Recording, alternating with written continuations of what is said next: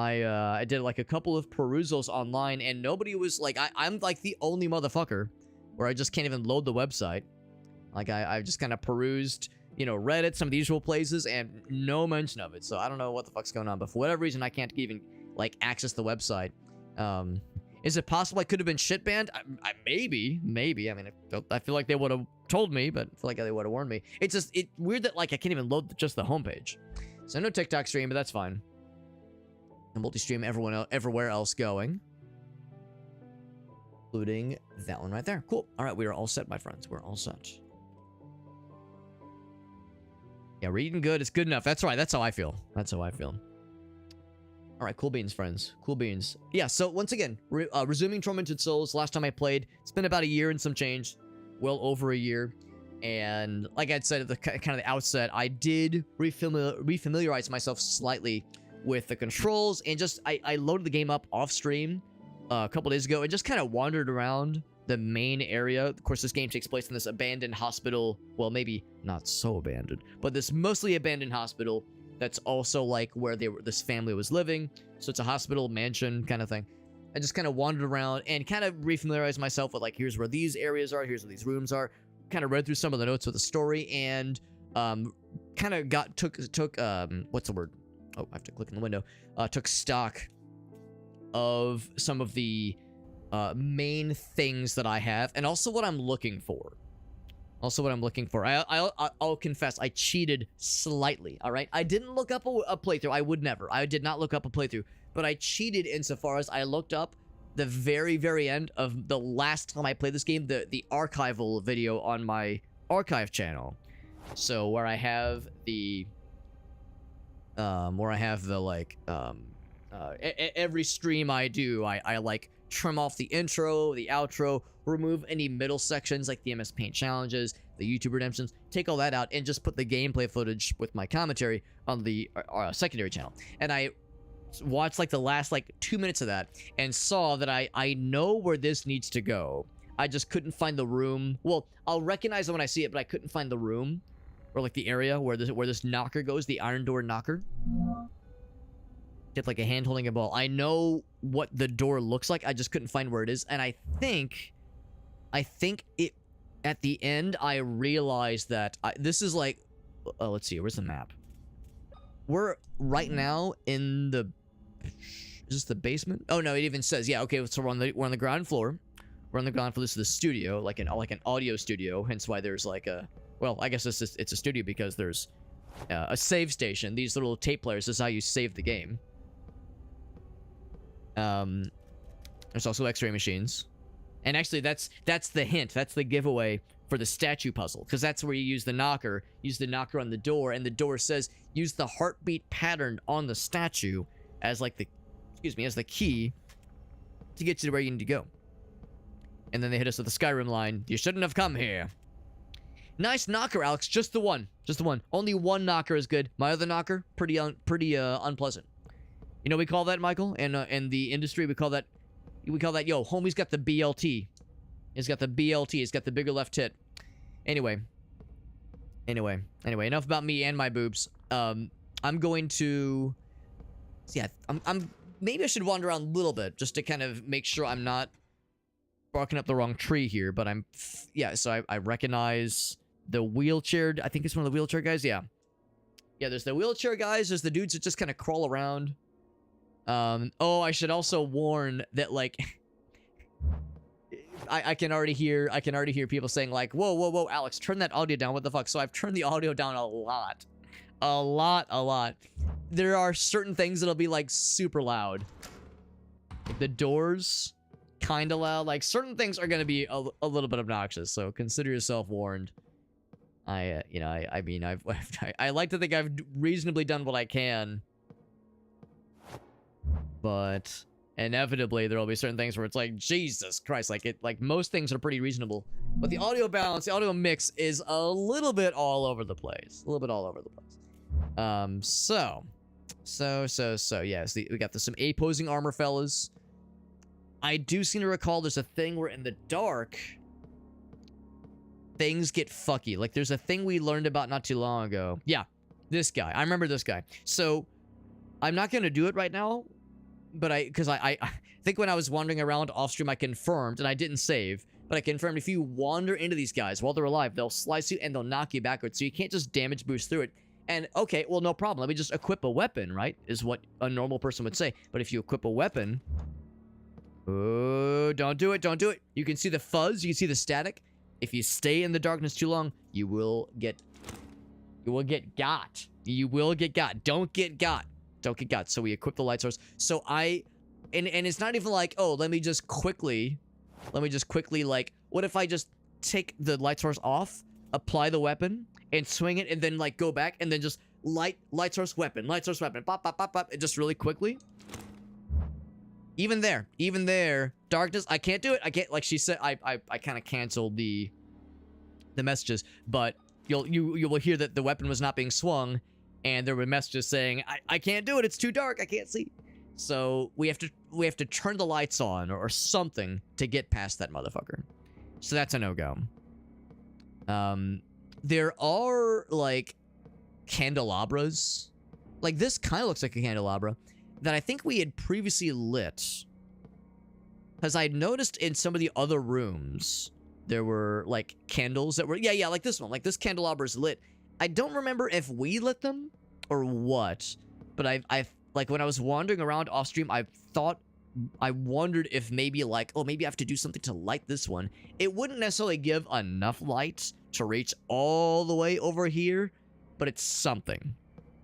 It's something.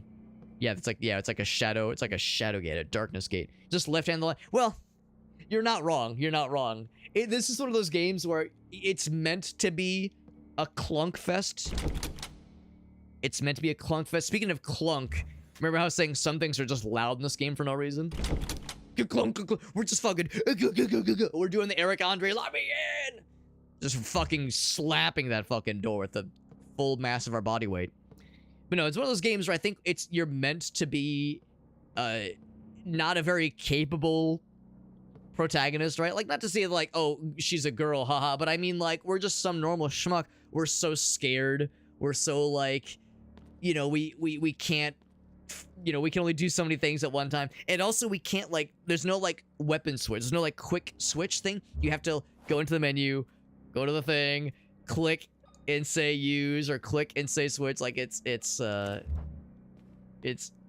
think it's meant to emphasize that survival horror aspect where, yes, you are not like a well-trained person that knows how to deal with stressful situations. You're just some fucking guy, or girl in this case. So I think they emphasize that with, like, some artificial clunk, if you will. Some stuff that kind of makes it so that you're kind of supposed to struggle a little bit. There was something that caught my eye, and I'm trying to remember where it was. Is it this one? Public restroom. So... Alright, so yeah, there's a dude in here. And but I noticed that, like... And so because there's a guy in there and it's perfectly dark, that I can't, like, same problem there. I can't just, like, switch out and take out my weapon and bop him. But I might just be able to, like, get around him. So I'm gonna do this. I'm gonna see if I can just get around him. Oh, hold on. Oh, shit. Okay, yeah, perfect. Okay, alright, so... Alright, so... Now... Alright, so that's the candelabra kind of thing I was thinking about. So some of them can be lit. Because I saw the little, like, button, the little, context-sensitive thingy. So now... Ouch.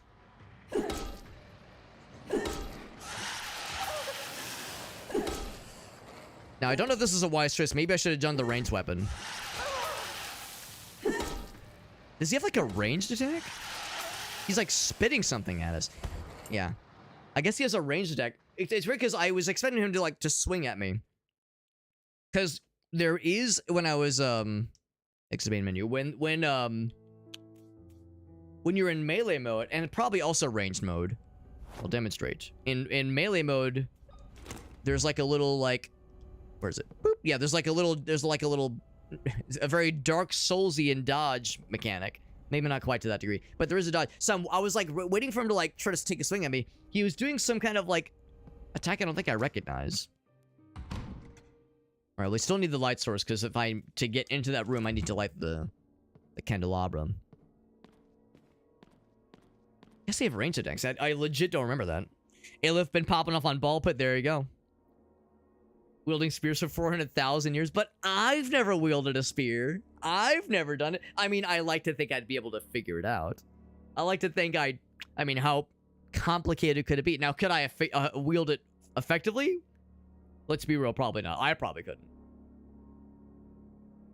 Yeah, and she is missing one eye. That's true. Like, suddenly missing one eye. It'd be one thing if she's been, like, without an eye for years. Yeah, like, in the span of this game's happenings, one of her eyes was forcibly amputated. Yeah, so he has like a, oh shit, he has like a ranged attack. Oh, I'll get bonked. There we go. That's what I was expecting would happen. Is like after a couple hits, you'll fucking knock him on his penis, and then it's really sad. Yeah, that's what I was expecting, and I didn't time the dodge correctly, obviously. That's a fucking... Gee, that dude took a lot of fucking hits. Good lord. Good lord. So I bonked him. Bonked him to death after multiple swings. It was probably like 7 or 8 hits. Like, man, I need a more strong melee weapon. Or it is a measure of kind of what we were saying, where you're a protagonist that is just trying their fucking best.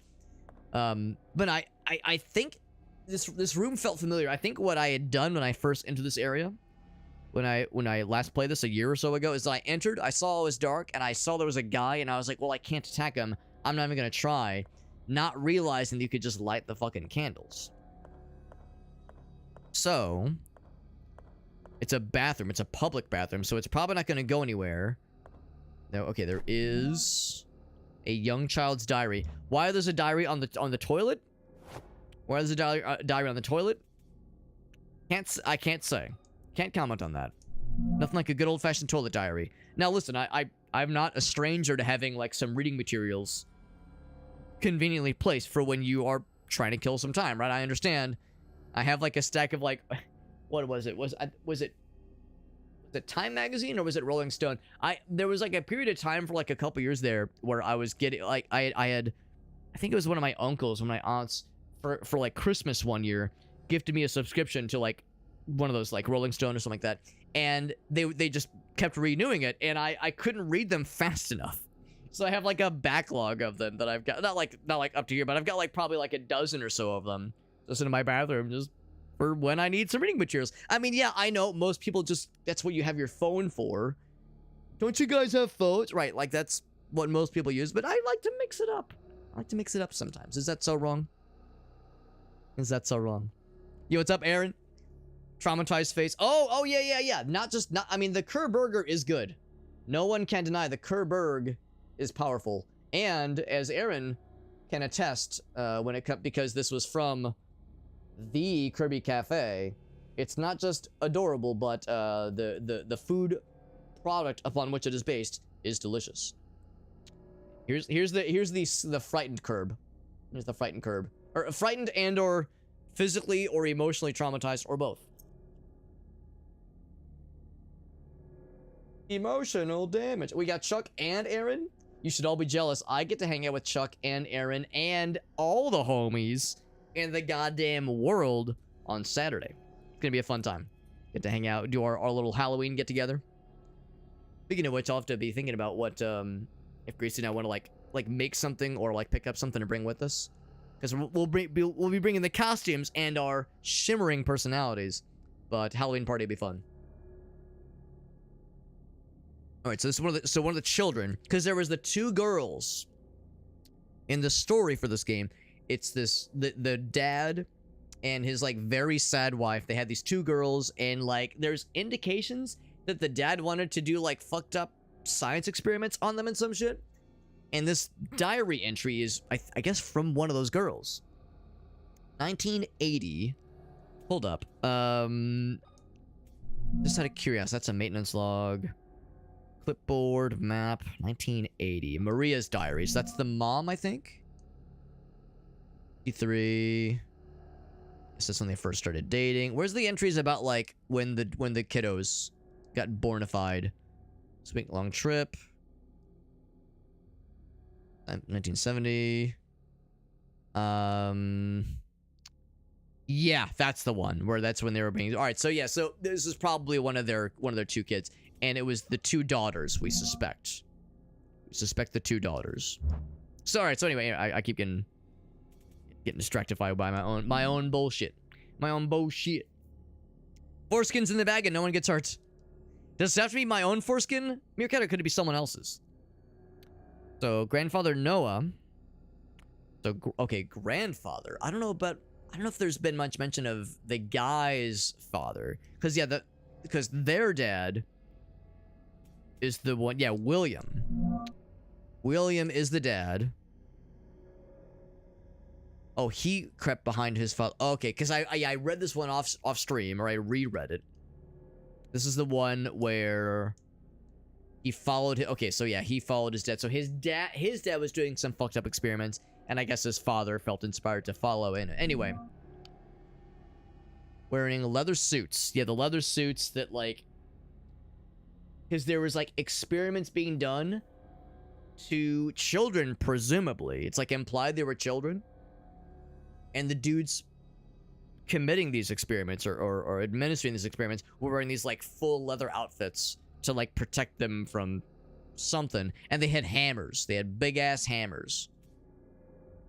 So right, yes, they got fucking abducted by their grandfather and also other dudes wearing these leather outfits. Took us underground. Right, so that kind of like matches with some of the other notes that we'd read previously. Again, it's been like a year and some change, but I did refresh myself on like some of the lore in this game. And you holding the giant hammer. So leather suits, big ass hammers. That's right. That's right. What should we bring for a side? Aaron says, I recommend food. Well, that narrows it down. Merge the daughters with bears, so it's berserker daughters. Unfortunately, I think it's like less cool. That'd be like a cool experiment. Well, questionably ethical, but at least you have something badass at the end. I guess we don't know exactly what they're experimenting. Yeah, we don't. By this point, we don't know what they were trying to do. We don't know what they were going for. All we know is they like something about like taking something about twins. I think specifically twins, and those two girls. I don't know if they were identical. Well, I don't know if they're identical, but they're I think implied to be twins. So yeah, there's something about like experiments on people. I think primarily children, and yeah, fulfilling your destiny, that kind of thing here. And because they've taken both of the girls, it's a ritual. Okay, so maybe it's not an experiment. Maybe it's like a spiritual thing. Everyone left the room. Who walked crooked and slower and smelt of sewage. He had small metal vessels. Vessels, like I think of vessels, I think of like cups and like oh, maybe vials, like, or like stuff like with like injectable fluids. Yeah, liquids and okay, and oils. Interesting. But then her mom saved the day. Popped him with a metal bar. Nice, nice. Mom saves the day. But other suited dudes got up. Right. Uh-oh. Got a dagger out. But a shot put him down. So another dude fucking blasted his ass. Wearing a suit. I'm guessing like the leather suit. Took off the suit part covering his head. It was our other okay, so that's I guess like the first dude was the the paternal grandfather. This is probably the maternal grandfather. So the dad of her mom. What she was doing here without a suit. I wonder if it's like I think there was like a radiology area where we saw those suits or something like that. Because it sounds vaguely familiar. I wonder, yeah, if there's like radiation stuff. Get to the surface, get to the town port. Someone to be waiting for you. Interesting. So maybe the idea is like the girls get whisked away. Hopefully. I mean, this doesn't sound like a fucking safe place for anybody, honestly. Foreskin, what about an aft skin? Yeah, I'm thinking about like in tennis, there's the forehand swing. What about a backhand swing? What about a backskin? Backskin. Oh yeah, that lady that in Tiger King, Carol Backskin. Hilarious, hilarious, Alex. All right, so not much else in here. So we went through the trouble of taking that guy out and lit the lights. It's lit, fam, but nothing else to speak of here. Excuse me. Yeah, going through the trouble of experimenting on children, your own children, no less, and not giving them superpowers. Like, bro, how else are you gonna set them up for a super badass revenge story, man? That's what I'm all about. Back skin is what it is a real thing. It's what it sounds like. Is it the skin on my back? Or is it the back of my penis? Which would be my butt. Nailed it. Because when I think of, like, what's behind the penis, I think about, like, you know, what you just flip it around, and what do you got when you flip her around? You got the booty action. Backspin your backspin. Oh, your back skin, rather. Right, for the shuttlecock. Yes, yeah, the shuttlecock, yes. Which, as we all know, is, of course, the badminton. Badminton, little birdie thing you flip around. Alright, so this is the elevator. Yeah, the elevator doesn't work, yeah. Alright, so I think at the end of the last session, I was trying to... I thought to myself, okay, the place we're probably trying to go is probably upstairs. So I think that's a room we need to find. So I need to get upstairs. And so we're in the chapel right now. I'm gonna guess... Wait, is that where I'm located? Or is that... that's where we came from, probably. Where we came from. So... Here, let's go. So that's... Those are down. Those lead down. We don't want to go down. Oh, here we go. Up. Uppies? Oh, wait, this is where I just came from. Fuck. Oh, here we go. Hold on. That looks encouraging. Because I remember there was like a main lobby area. These big doors. Is this the atrium? I bet this is the atrium. I definitely remember the big double doors. Yes. Yeah, there we go. There's the stairs. Perfect. Perfect. Perfect. And there's the statue. And I had, in the last session, I'd used the stethoscope. I'd used the stethoscope to listen in on the heart that's inside the statue. Because there's like a beating heart inside the statue. And it beats in a certain rhythm. And I wrote down what that rhythm was in my notes. Oops. Double check my notes here. So it was 1311. And I think that's the pattern we need to knock on the door with the knocker. Backskin is a sheath over your butt cheeks. I knew I wasn't the only one with one of those. Y'all tried to tell me I was weird for having a butt cheek sheath. That's just fun to say. But Buzz Aldrin play with on the moon? His butt sheath? Or well, hold on, or maybe his. Hold on, there's like an opportunity here. Could we say that if it was very smooth, could we say somebody buzzed his Aldrin? Oh, he played with the shuttlecock. Oh, okay, that's the direction we're going. Okay, that's fair. I can see that. I was thinking that, like, oh, there's an opportunity, like, oh yes, it was nice and smooth. Somebody buzzed that Aldrin. Famously uncircumcised on either side. No, nothing was removed. Perfectly preserved. Oh, okay, right. Well, no, he's like... Alright, well, here's the thing. So it's dark in here. It's getting dark in here. So turn on all the lights. Yeah, it's dark in here. So I wouldn't have been able to bop him. Yeah, I couldn't have bopped him because the static is sitting in. It's safe to go past you. He's like, he's wiggling. He's got the wiggles. He's not like the guy that was on the other wall. All au natural. That's right. That's right. One foreskin for a man, 4 giant leaps for mankind. One giant foreskin for mankind, or something. Yeah, something like that. That sounds about right. That sounds about right. All right, so there's a... Oh, hold on. There's a door we're looking for, and I'll know when I see it. No disc. No disc for Alex. I think that's where we just came from. Actually, hold on. I'll try it. Can't open it. Not that it's locked. Just can't fucking do it. Can't fucking do it. We already got the map here, so we're good there. Wild burger. Delicious. Love me a good wild burger. All right, so that might be it. There might be another one, though. I thought there was like 2 doors. Or multiple doors that look like they would fit the bill. Fit the billium. And there was also... Yeah, I remember this. And I remember, like, you can go up and you can... look at the suits of armor, and she says, wow, the suits of armor almost seems like it's alive. And it's funny how when you get, like, when you're far away, they tremble a little bit, and then you get a little closer, and they tremble more, and you get close, they tremble a lot. It's like they get so nervous. Oh, there's a girl. Oh, it's so close. She's so pretty. I'm so nervous. They just get a little scared. And, I mean, we've all played horror games where you'd know what's gonna happen, or what you'd expect would happen. And, yeah, I remember you can just kind of walk by these guys. I don't know how long that will last, but for now, they just get nervous. All right, I'm guessing oh shit. Well, the lights are on now. Wait, you're telling me I never turned this on? Or I never noticed this? Maybe there was a reason I turned it off. Must have been a reason why I turned it off, or left it off, maybe. I mean, I'll leave it on for now. It's convenient. And yeah, that's the thing. Now, if I want... Actually, hold on.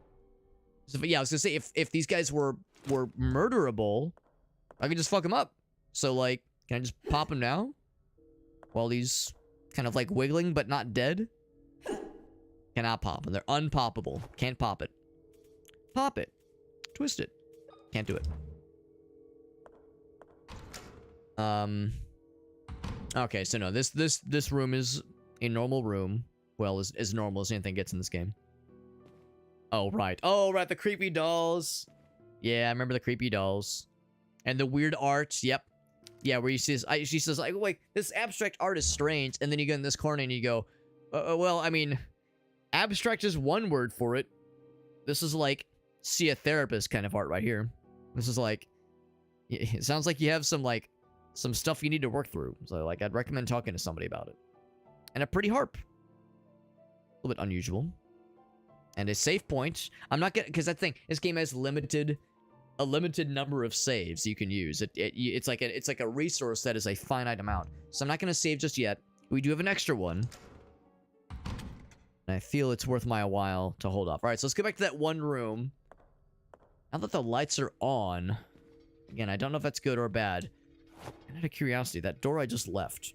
Or that just left behind me. Okay, that's the archive. Well, hold on, no. We're on the second floor. Yeah, floor 2. Here we go. Okay, so that's me, where I am right now. Okay. So there was that was behind me. Or no, it's that one. Because it was the sewing room. Now it's red. Why is it red? It has a save point. I mean, we've been in that room. I figured it was red if we haven't been in. Maybe that's not how it works. There's a meeting room. There's the bedroom. Yeah, that was the office. Alright, so there's a bedroom back here then. No, that's the office. That's the sewing room. Hold on. I'm trying to understand, like, the orientation. This map here. Oh, yeah. Okay, so what's the hand mean? Because we're not in the chapel right now. Well, yeah, what the heck? That's very strange. Okay, so never mind. But maybe we're above. No, I'm walking like down this corridor. Okay, anyway, I don't know. That second hand's a little bit weird. Now, I'm unsure I understand why some of these rooms are red and others are green. Yeah, maybe there's something else in that sewing room. Oh, I think I see. Like, all the corridors are green. Yeah, that's it. All the corridors are green. All the contained spaces, all the rooms, those are the ones that are red. Regardless of whether or not you've, like, cleared them. Or if there's stuff to be done. Okay. That makes more sense. Alright, so yeah. So this is the one with the knocker. Or that we are to use the knocker. Upon which we use the knocker. However, Elgaso has a thing for us. Look, see and see what Elgaso's got.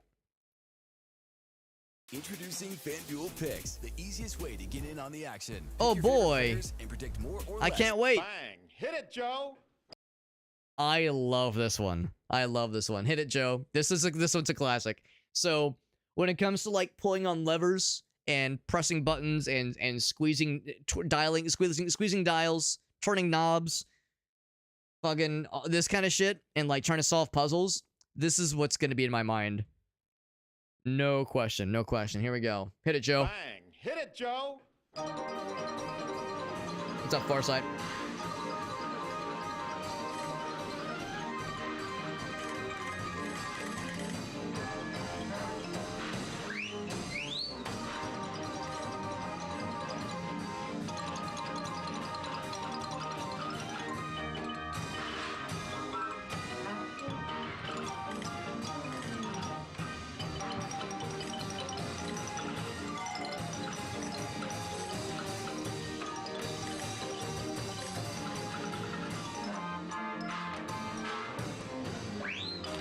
I love the whee! The little whistle, slide whistle.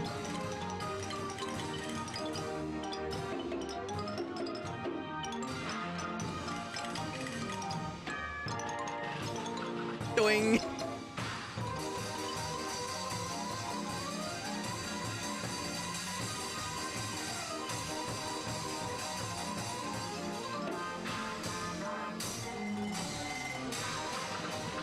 I like the bonk, like the cowbell, and I like the slide whistle.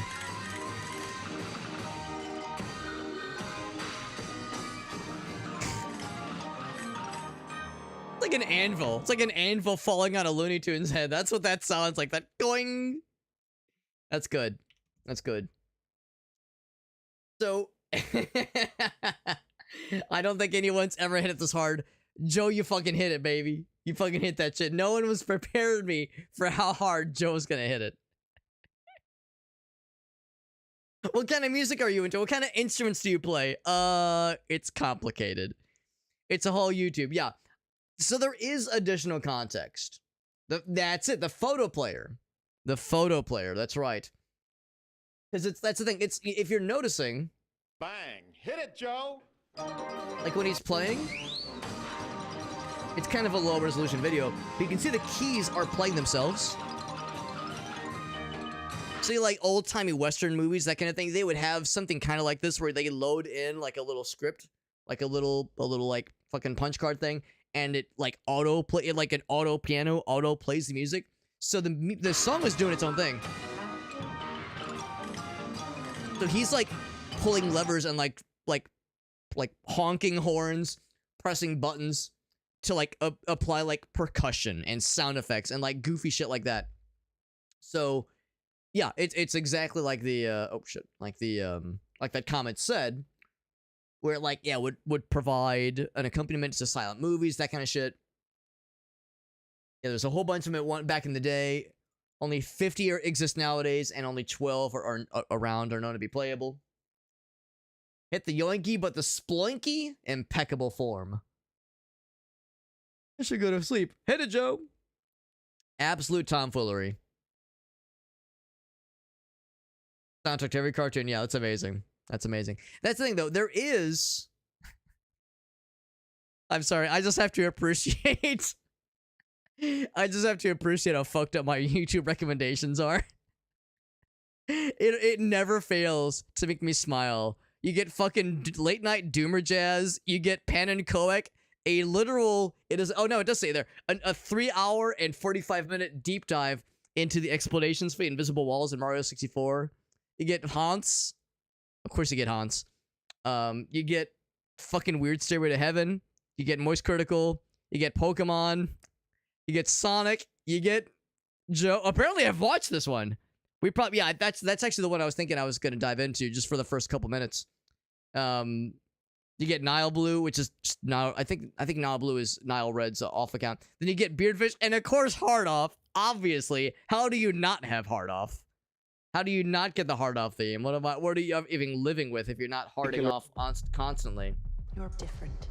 So yeah, just a few minutes of this, like a minute or two of this. Or movie. Usually not. And under the couch. So like the explanation for what's going on here. Also a little bit high resolution.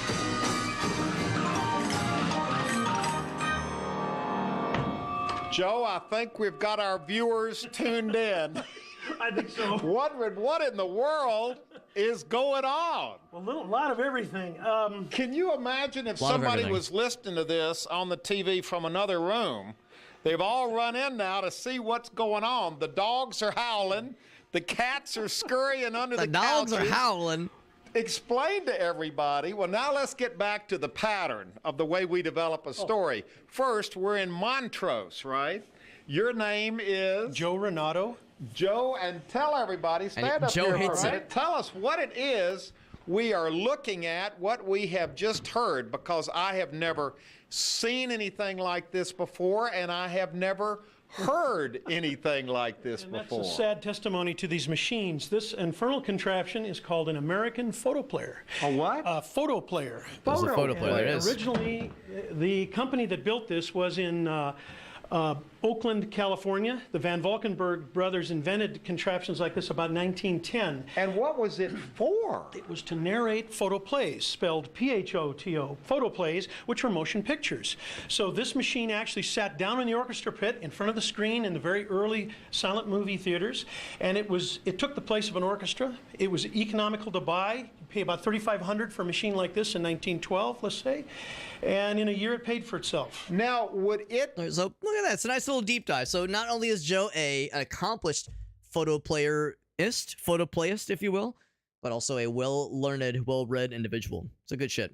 What a fucking stud. What an absolute unit. What an absolute king. Good on you, Joe. Calling the police to file a noise complaint. There's a 1950s cartoon taking place next door. Call like fucking Bugs Bunny and Daffy Duck to arrest him, but like have it be funny shenanigans first. Yeah, it's complicated, exactly. Amazing. Yeah, so I love it. It's fun. It's true I've not watched the full 20-minute episode, but I love it. I'll confess I'm not familiar with the show California's Gold, but Joe Renato, what a fucking badass. What a stud. $3,500 is a lot of money back in those days. I mean, to me, it's a lot of money now, but just like Farsight pointed out, considering inflation, that is a lot of money. But I understand what Joe's saying, where, yeah, like one of these, that's a hefty investment, but yeah, after a year or two, it pays for itself because, yeah, when it's an orchestra, you got to pay those. I mean, obviously, the orchestra is going to be the better experience, but if you want an economically savvy choice, one of those would have made plenty of sense to a lot of theaters back in those days. It's worth noting that, the Pan and Colic, hold on. Is it down here? Oh, there's Memphis, Kansas Breeze. That's a classic. I don't see it down there. But yeah, it was in the previous one. Meerkat says, yo, hit me with that fucking Pan and Coec weird shit. Yeah, the Invisible Walls video. I'll just get you his channel. If you've ever wanted a deep dive into some Mario 64 stuff, that's some Mario 64 stuff. And I'll tell you, Elg also points out, Alex, you've watched so much of that video. I'm really weird when it comes to YouTube videos. A lot of the times, if I'm like eating something or I'm just like taking a break, or if I'm doing something else, I'll want something on as maybe not necessarily background noise, but something to accompany, you know, like, I don't know, maybe not so much with work, but like, yeah, if I'm eating, if I'm like doing some video editing, I like having something like this on the background. So like, I'll watch 10, 15, 20 minutes or so at a time. So this is over the course of like, probably like 7 or 8 sessions I've gotten this far. And I think I was telling folks about this one, the where he left the console, well, didn't just leave the console on, but had the setup in TikTok Clock to crash the game by using a series of glitches to glitch out the pendulum, the swinging pendulum in TikTok Clock, to get so fast that it would crash the game by leaving the console on for like 40 days or some shit. And of course, the classic 5.2 million views, the classic Watch for Rolling Rocks, commentated and outdated because new strats have been developed. So yeah, Pan and Coec is the fucking authority when it comes to big brain, big penis deep dives into Mario 64. And not just is it like really cool and very nerdy deep dives, he's extremely talented, I think, at describing these things and like breaking things down so that somebody who does not have a computer science degree is able to follow along. Now, for someone that does have a computer science degree, I like to think I can follow along pretty well with most of the things he gets at. But like, yeah, I think he gets into a bunch of concepts really well. The crashing Mario 64 with the pendulum and TikTok Clock video, that in particular is almost a lecture on like data types in computers and computer science under the guise of a Mario 64 crashing the game video. So yeah, he's very, very good at describing things, providing examples, doing really cool visual cues. to kind of visualize the concepts he's describing. I can't talk highly enough of Pan and Koek. He's a good fucking video maker, good YouTuber, and I'm glad he's gotten back into the game. I didn't realize he'd made new videos. Cause the How to Crash Mario 64 video that came out 2 years ago, I didn't know that existed. So I'm glad he's getting back into the game. I know for a while there he took a hiatus from YouTube because he was getting burnt out. I know he had said the Watch for Rolling Rock suit in particular, he like drove himself, not nuts, but like he really burnt himself out real hard, had some mental health struggles he was going through. So I'm glad that like things are calm now and he's able to focus on these things because he clearly has a talent. So yeah, really, really good. If you want some nerdy ass, like some sicko nerdy shit when it comes to Mario 64, man, Pan and Koek, you could look no further. Look no further.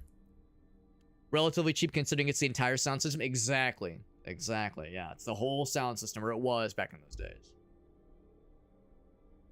Noah Caldwell Gervais. I think I know that guy. Or not, I don't know him, but I think I know who you're talking about, though, Elgaso. I think it's the Patrician is what his name is. Because he did that one YouTube video, Morrowind, a quick perspective, part 1, 9 hours long. A quick retrospective, part 1, 9 hours long. It's like, bro. Now granted, I am the target audience for that kind of sicko shit, because I'm the fucking weirdo that wants to be like, yes, Gear, you can borrow my belt, roll up, I'll give you the vein, just give me the belt, I'll just fucking mainline that shit. Has he good NPR voice? He absolutely does. Amazing.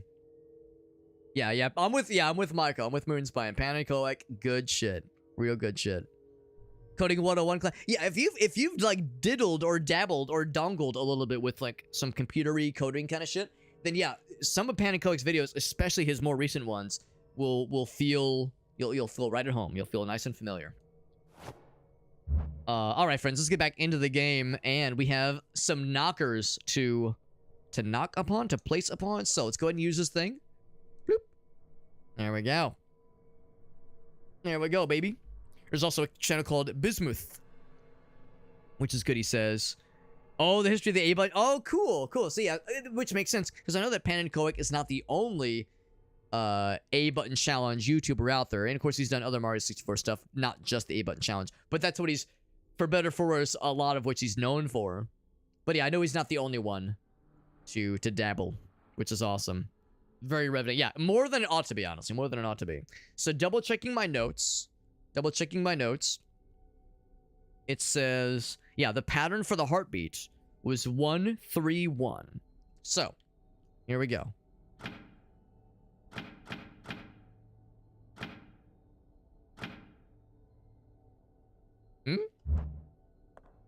Was that the, did I do good? Was that the secret handshake? Did I do good? Try it again. Maybe I spaced it out too much. So, 1.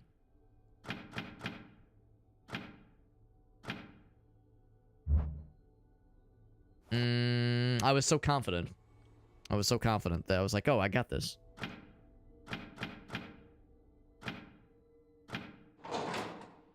Okay, so that tells me there was like a very specific cadence, and I didn't quite get it, but now we got. Okay. All right, so into this delightful room. I hear something stirring. And we have, oh my god, we have 42 shots. So the coated nail, or collated nails that are our primary range weapon. It's not a pistol, it's not a shotgun yet. Not a shotgun yet, we have a shotgun part. It's a fucking nail gun. Now, where I come from, a nail gun, I mean, maybe I'm wrong here. I haven't held a nail gun in a long fucking time. I was under the impression a nail gun is just like it's just like a nail driver. You put it up to a surface, you hit the ka-chunk, and it launches it downwards for you. I don't know if you really could reliably use it to like launch from afar. And maybe it's not a reliable weapon. Maybe that's the point. But in my mind, it's like using it as a gun, like a ranged weapon, like a defense weapon, doesn't seem like it'd be wise.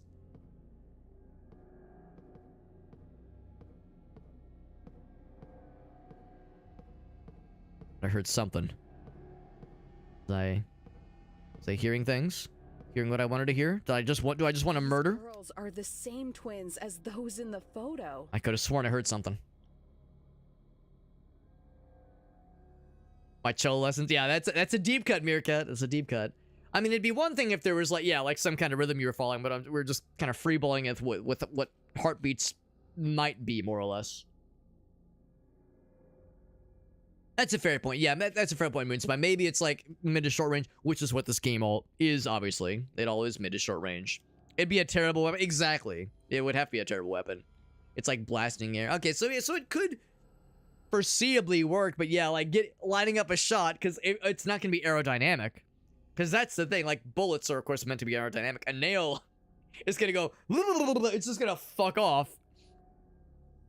A lot of safeties. Okay, that's what I'm expecting, is like, yeah, if you're holding, now granted, I assume that a nail gun is like any kind of gun, is, you know, watch your buddy. You know, if you're pointing it at something, it better be something you intend to launch the projectile at. But I would assume there's, like, modern ones probably have safeguards. Now, maybe this is an older nail gun where those safeguards aren't included. Yeah. There are ways to circumvent it. That doesn't surprise me. These are the same girls, twins as the girls in the photo. Are ready for their operation. I will awaken the devil. It seems like the girls are being prepared for some kind of surgical procedure.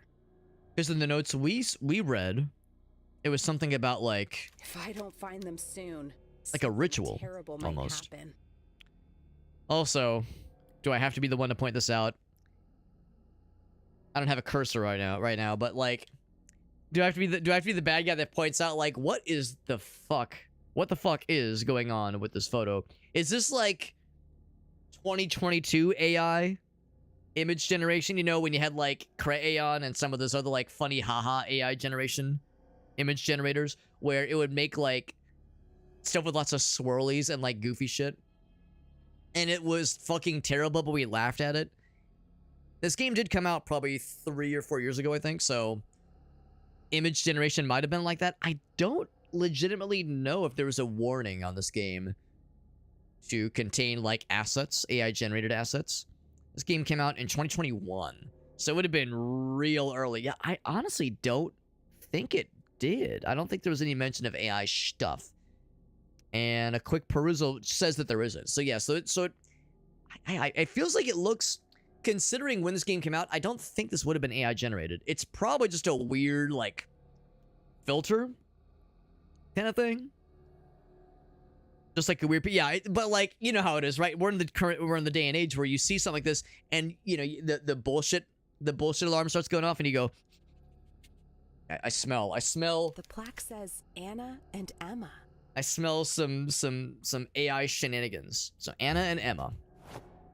And we were saying how they closely resemble the girls in the photo that we first received at the very start of the game.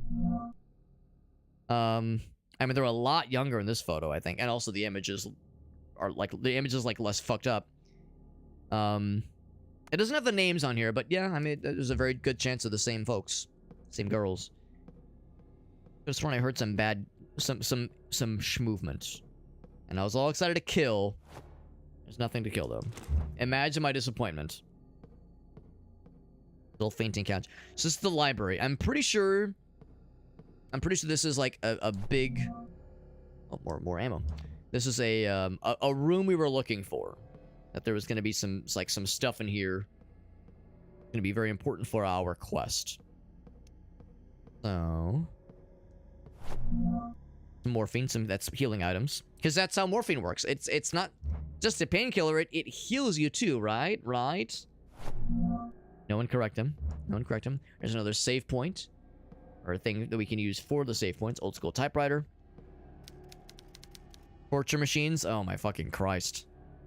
Nightmare fuel right there. Haven't been used in a long time. Good. Good. I don't want them to be used for a long time. What's that middle one? Are those ball clamps? No, nobody answers that question. I don't want to know what it's for. I see that shape. I just assume balls. You get healed permanently to death. That's right. Well, if you take enough damage, the number underflows, right? In real life, if I get to negative 255 health and I take 1 more damage of health, suddenly I'll have positive 255 health. And that means I'll be like 2 healthy and I'll be God and I'll fucking, ascend to godhood and seek vengeance on those who wish me harm. It's that simple. Tragedy news. Do I get to read it? Terrible events within the Wildburger Mansion. That's what this is. Wildburger Hospital. Disappearance of Dr. Williams' daughters, Anna and Emma. Anna and Emma. Tried to interrogate her mother, who was found in a medically induced coma. Tried to interrogate Maria, but she's in a coma, so we had a hard time interrogating her. Unknown illness the woman is suffering from has caused the coma. Okay. And Dr. Wildberger is out and about. Crews continue to search the mansion. Frogmen are on their way to assist the search. Would that be like... Frogmen, would that be like dudes that are equipped with like suits and equipment that helps them like, search through like swamps and bogs, that kind of thing? Beach and rocky areas. I've never heard the term frogman. Interesting. That's the two girls. November 12th, 1980. And then if we check Anna's diary, September 15th. Okay, so there was like an attempt to abduct them, basically. Or not even abduct them, like begin this fucked up ritual.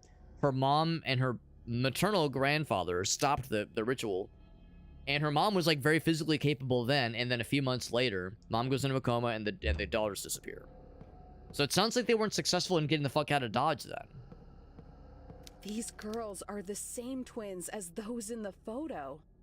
Frogmen are called divers, gotcha.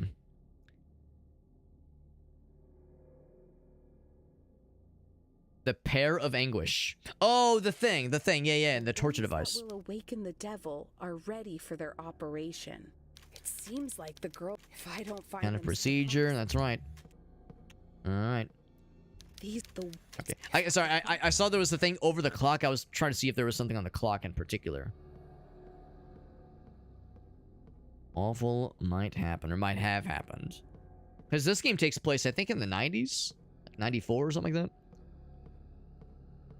So, if they disappeared in 1980, I'm a little late to the party here. What's this? What we got here? Oh, you probably put a battery in here, don't you? Yep. So we need to find a battery, go back to the place to charge it, because I know about the battery charging thingy. No power. Oh, there's a second floor. There's a second floor above us.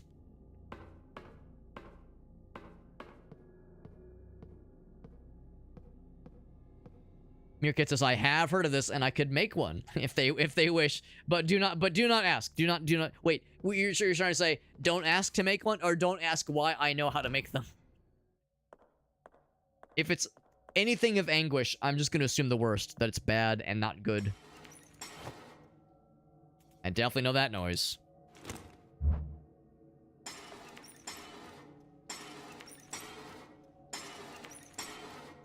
Now I can't see shit. I'm assuming I'll see him in the foreground.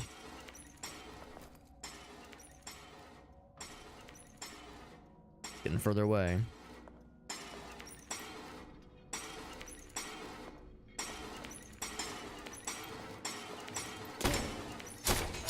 Shit.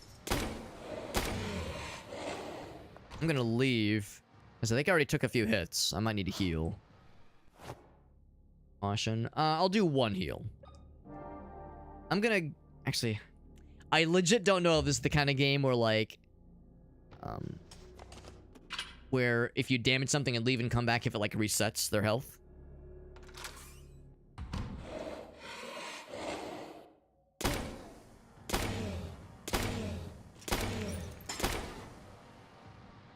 Knock him down. Alright, so now I need to finish him with melee.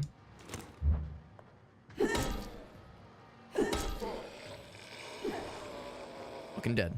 Yeah, I think the fucking wheelchair guys are extra tanky. That sounds about right, that they're extra tanky boys. And also, I have a lot of ammo, so I don't think I need to necessarily be, like, really dainty about using ranged weapons, going for ranged damage. It's like, nah, I think I've got, like, the armaments to, like, maybe not, if I can avoid a fight, I would like to, but I don't think I have to, like, try to be, like, extra good timing-wise with melee. The weirdos on. Oh, yeah. Unfortunate. Okay, well, that's that's reassuring. It revolves around bot stuff. Oh, well, okay. Well, I can assume what that entails. All right, I'm just going to run through it. Okay, because... okay, so these guys will do a little something. I was curious if they were going to hit the guy when he was rolling through, but no such case. They won't just do the sword attack when you're close. It's only after you walk through. Always got some boobs. Always happy for those. Anything else over here? Now, in all fairness, there was, some, I believe the academic term is cheesecake. There was some cheesecake at the beginning of the game. And I guess I'll give, like, the content warning. I think there is, like, another scene later on that somebody warned me about where there will be cheesecake, and, like, I don't think it's, like, disturbing, but, like, just to those who were allergic to boobs, and seeing them, if that would cause an adverse allergic reaction, there might be some later. But I don't know if it's gonna happen tonight. Because, yeah, the one in the beginning was kind of fucked because, yeah, she had the breathing tube down her throat, and it was, like, very traumatic. So, like, no, it's, like, no, don't worry. Like, yeah, there's some nudity, but it's not, like, sexy nudity. It's, like, very, like, this person is in distress nudity. Which, I mean, I don't know, call me old-fashioned, but I think if someone's in distress, I don't think it's sexy. The fuck do I know, right? And this is Maria. Maria is the mother, and whenever we get a new entry, it doesn't just, we're not just, like, taking it as, like, a separate thing. We're adding it to our, like, little book we're compiling. Because, yeah, we read this earlier. So this is a new entry into her diary. Dear diary. The later one's a little bit more tame. Yeah, that's reassuring. All right, so 1967. She's painting again. So maybe she's the one that painted the weird trauma-y looking paintings in that sewing room. I was afraid of the empty canvas for its intimacy, its cold intimacy. Painted from one side to the other, my brush wet with crimson paint. Painted with courage. The dead white became alive with the canvas. The canvas, and I started to forgive each other, she said. I was focused, and William caught me by surprise. You look radiant, he whispered in my ear. I let my hair loose, the painting had weight, and then he said, let's put a baby in you, lady, so I can do some weird fucked up experiments later. He probably didn't say it that way, but it was implied. It's the priest guy. The priest guy's just chilling. Because he's the one that gave us the nail gun. And presumably, we can trust him? Presumably? Presumably he's alright. I don't have any reason to doubt his, like, legitimacy. You do, and he's just enjoying some soup. Is that a space heater right there? Yeah, before I talk to him, I'm just trying to, like, catch my bearings, see if there's any interaction point. Whoop, whoop, whoop. Fixed camera angle horror games and getting, like, turned around a little bit when you're going into one and it transitions suddenly. That is a match made in heaven. Name a better couple. I'll wait. Anything else here? Yeah, nothing else really to interact with here. How you doing, Broheim? We meet again. There you go. What's up, Vlad? Over on YouTube. Good to see you, bud. Father, what are you doing here? Don't you see, child? I am eating some soup. God feeds my spirit, but I have to take care of my body. Now, I hate to be the one to say it, but the voice acting, right? Again, if this game were to have come out just today, I would hear that and I would go, ugh, fucking AI slop garbage, what the fuck. But again, this game came out in 2021. I don't know, maybe it's text-to-speech AI shit, but I'm not so sure. It might just be, like, either a voice actor that, was just a little bit new to the game, or intentionally trying to be, like, kind of, like, jank and kind of fucked, because, of course, you think original Resident Evil, the voice acting in that game was delightfully cheesy and, like, it probably wasn't meant to be bad, but it was a little rough, and it's hard to separate those two. Their old school Resident Evil experience and, like, jankety fucked up and, like, just cheesy, badly written dialogue delivered with cheesily, questionably skilled voice actors. So maybe That's the point. Maybe we're trying to be evocative of that era. Oh my, what is this doing in my soup? Get rid of this thing, would you? Let's just peep the fucking necklace on this guy, and he's not wrong. The necklace that Father's wearing, it's not just a little necklace or a medallion. It's a fucking clonker right there. That, like, Jesus, if he like turns around too quickly, he's gonna fucking take someone's head off when it just swoosh, just like goes horizontal. Slice someone's penis clean off. The Flavor Flav of Christendom, says Vlad. That's right, man. Found some information about the twins. I think someone means to perform surgery on them. Father's gonna pop off and be like, yeah, Jesus! And then burn someone's house down, which is the thing Flavor Flav did. He's an interesting guy. Interesting character. So yeah, someone needs to perform surgery or a ritual. I see. There is an operating room on the West Wing. Who would do such a thing? And the thing is, I think we'd already been to the operating room. I don't know, but I'm going to find out. Unless it was because like I remember seeing like, there was a dead guy on a gurney. And there was a puzzle where he had to like shock him to like undo his rigor mortis to like get the item he was holding. And there was the little mirror, and if you went into the mirror, it like took you into the like fucking demon zone, kind of like in Silent Hill. There was like the meat grinder zone. It's an odd thing to give me. I'm not complaining. All right, cool. Thanks, bro. You said that operating room is on the west wing of That's the where we're going next. right? Flav burned someone's house down. I think as a kid, I think he like fucking. I think he was a fucked up kid. I think maybe like double check that. Maybe my intel could be a little bit incorrect. But I feel like there was something about he like some kind of story where as like a troubled youth he fucking burned their house down or some shit. That's Dude's an odd fellow. Yeah, maybe not the best person. I mean, if he was a troubled kid, it doesn't excuse it, but like, so yeah, I don't know. I don't know like what bad stuff he's done as an adult necessarily. Just the fucking. I think he like he went through some shit. Back in the day. So going to the West Wing, second floor. There, you will need to restore the power to the electric lock that's on the door that connects that area. I'll see what I can do. God be with you, my... Okay. All right, so I'll confess, I don't know if I can think of something that this goes on immediately. So let's assume that maybe we'll find something else in the next couple rooms to explore that will get us one step closer towards getting to that area and like recognizing, like the battery thing, for instance, or that frozen block of ice or something else. There was a couple of other doors that had these weird patterns and a little like shape that a key or some other like it was like an asterisk. It was like an asterisk shape in the keyhole area where a key or some other device could foreseeably go. Oh, speak of the goddamn devil. Yes, this is exactly what I mean. And I don't think this is it. Yeah, that's not it. I need to fix a vase? Huh. Interesting. And there's like little... yeah, so... that is something to be aware of. There's at least one other door. There's at least one other door that has that kind of thing on it. So, what the symbols signify? I guess maybe I should even write those down. I'm going to write these down real quick. Well, or describe them as best I can. So I'll say, 2 right angles form a pyramid. Then I'll say like 2, what are those, trapezoids? Trapezoids.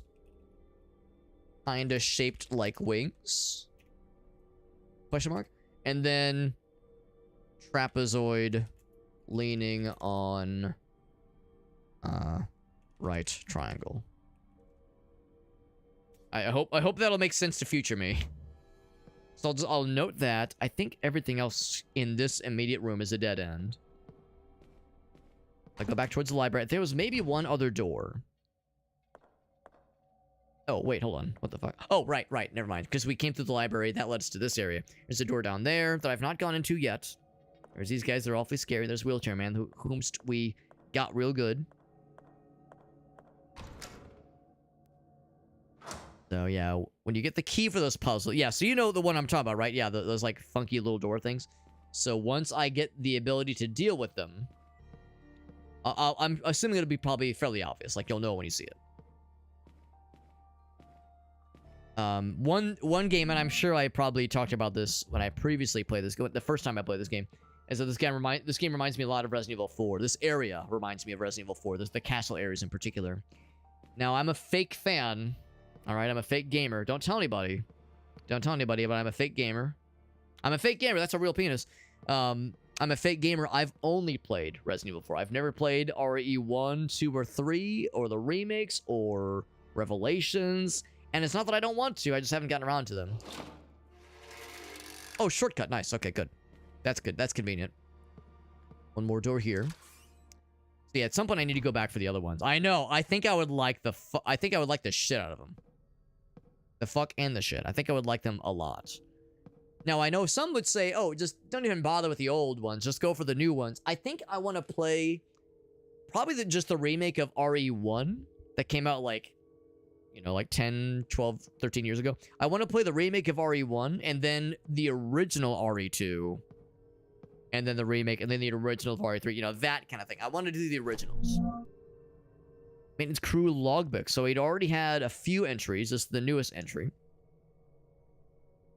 The ambience is good. Yeah, the more than the modern one. Yeah, because the modern ones have more modern mechanics built in, which is great, but it is different. It's a different experience. RE2 is a bit, yeah, that's I think what most folks would probably agree. I did love 4. I loved 4. I've not played the remake of 4. Remake is the best version of, oh, you think the RE2 remake is the best one over the original? Because I would assume the original is at least still worth playing. We got Jet Dive. What's up, buddy? We're playing some spooky game. The sequel for this game comes out tomorrow, by the way. It's exciting. West Wing Second Door Fuse. Oh, that's probably what we're gunning for then. So the screw I have is not a fuse, it's a screw, but I'm assuming it'll make more sense once we get there. All it needs to do is pass electricity through it. I'm sure I could find something conductive to do the job. Maybe that's what this could act as then, in a pinch. I remember that classic puzzle in Eternal Darkness, my favorite horror game, where, yeah, you're trying to replace a broken fuse and you use a penny. Use a lucky penny to replace a broken fuse, and it works in a pinch. Probably not, like, great for long term, but hey, if you're in a horror game, you're not concerned about long term. You're concerned about, like, can I fucking live? Like, get to the end. So, it fits pretty well, honestly. Strangely loud. Actually, was there anything else? Like some stuff over here, but nothing. Why is there like a smaller hand? I don't understand. Unless it's like a oh, it's the mouse cursor. That's so weird. I'm just gonna move this down here. It's so weird. Yeah, I was like, why is there a miniature hand? Don't ever speak to me or my cursor son ever again. So weird. Anyway, it's little nitpicks. So there's a door there. They were talking about the electric locks. Excuse me. Is that a big ass CRT? Excuse me, CRT television up top? Take your turn. Take a number, please. Wash your hands. Saves lives. I'm guessing that there will be probably a couple doors that are open now that were previously locked. Now, will I recognize which ones they were or are? That much I can't say.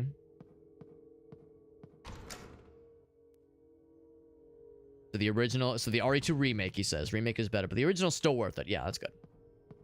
Good to see you, by the way, Jet. RE3 remake, didn't quite feel it. I've heard the RE3 remake was just like, it's cool, but maybe not necessary. The problem, though, is, of course, Capcom, they remake RE1 and 2 and 4. It's like, well, we gotta do 3. Even though it's like, yeah, maybe the one that didn't need a remake as much. Arguably, 4 didn't need a remake either, because 4 fucking rocks on its own. And it's not that old of a game. Now, I've heard the RE4 remake is incredible. So even though it didn't need to happen, I've heard it's still worth it.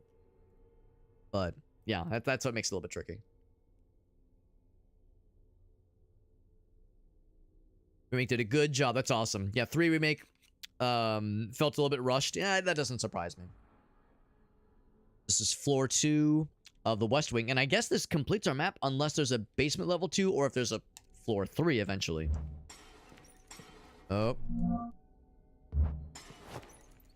My gat. Get it ready. From the left.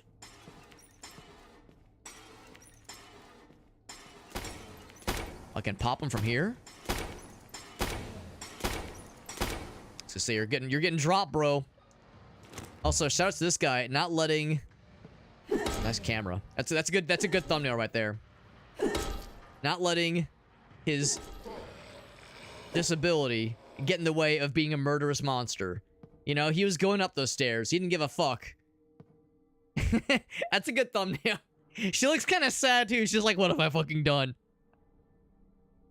Beating up a wheelchair guy? What the hell's wrong with you? Not letting being wheelchair bound get in the way of wanting to murder somebody. You know, he was gonna roll up those stairs. He didn't give a fuck. There you go. So progressive. So forward-minded. A good reload noise. Satisfying reload. Ka-chunks.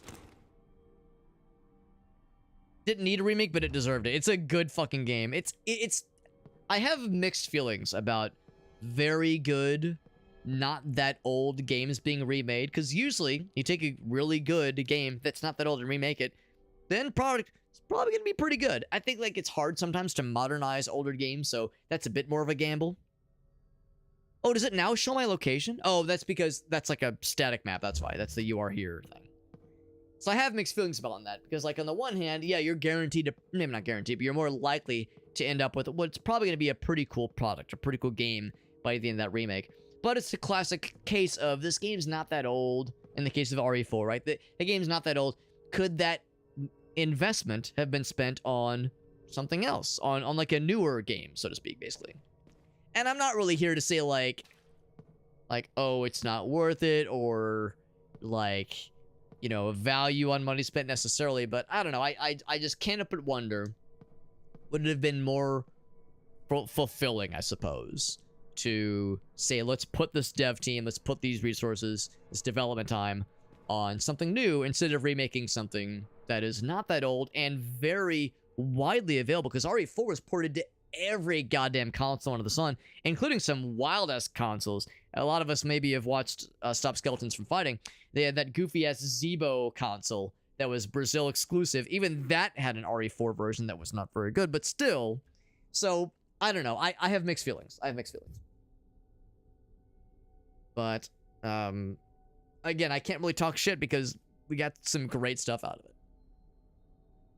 We got Formidable Thunder. What's up, dude?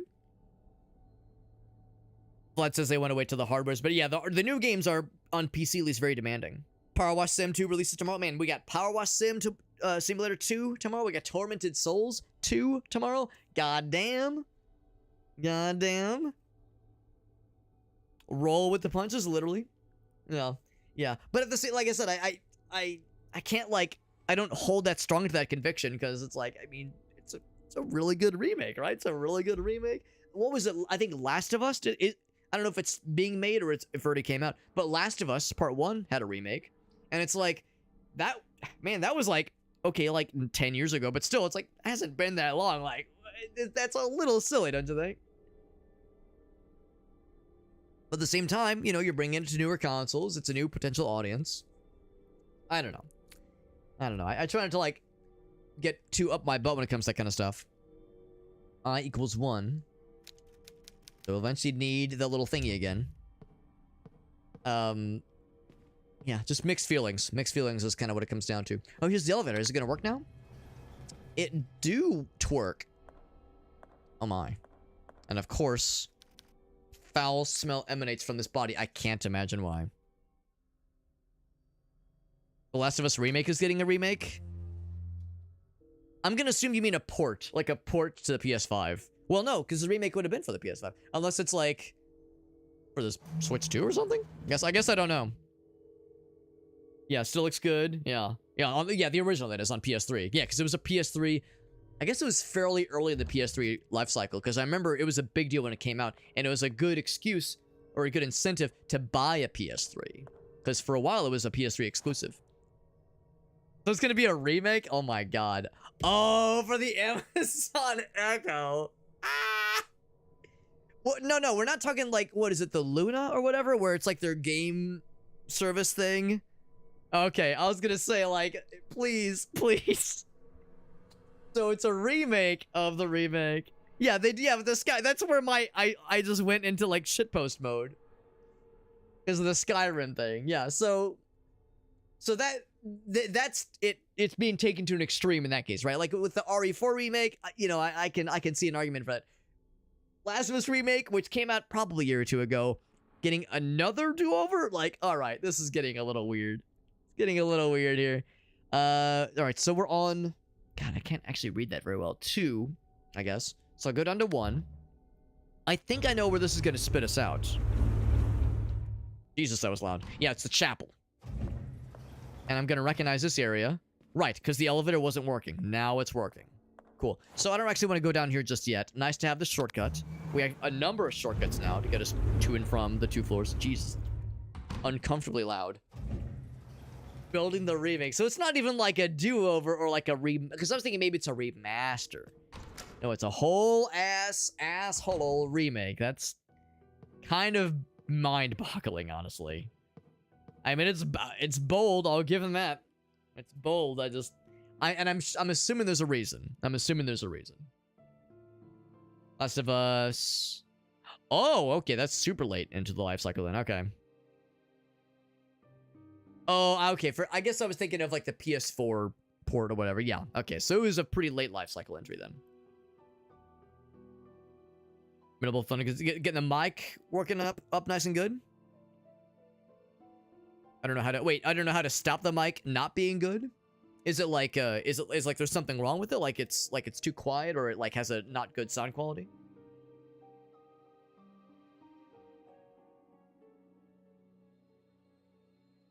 R5, yeah, an 8K. There you go, an 8K. They want the money. I mean, you're not wrong.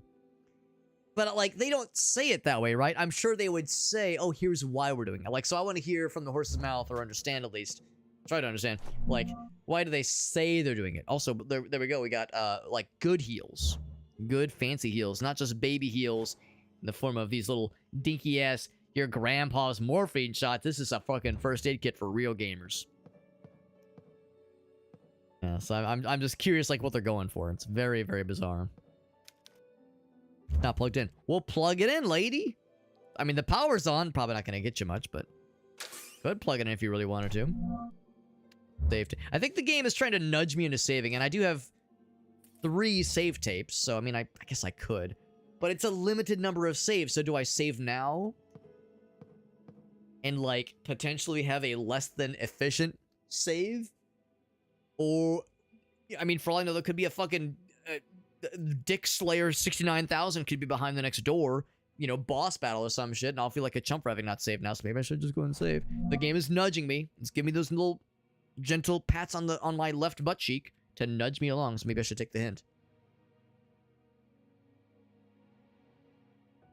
Oh, I misread. I thought you said you stopped getting caught up. I see. You are currently in the process of getting caught up on... Right, I got you.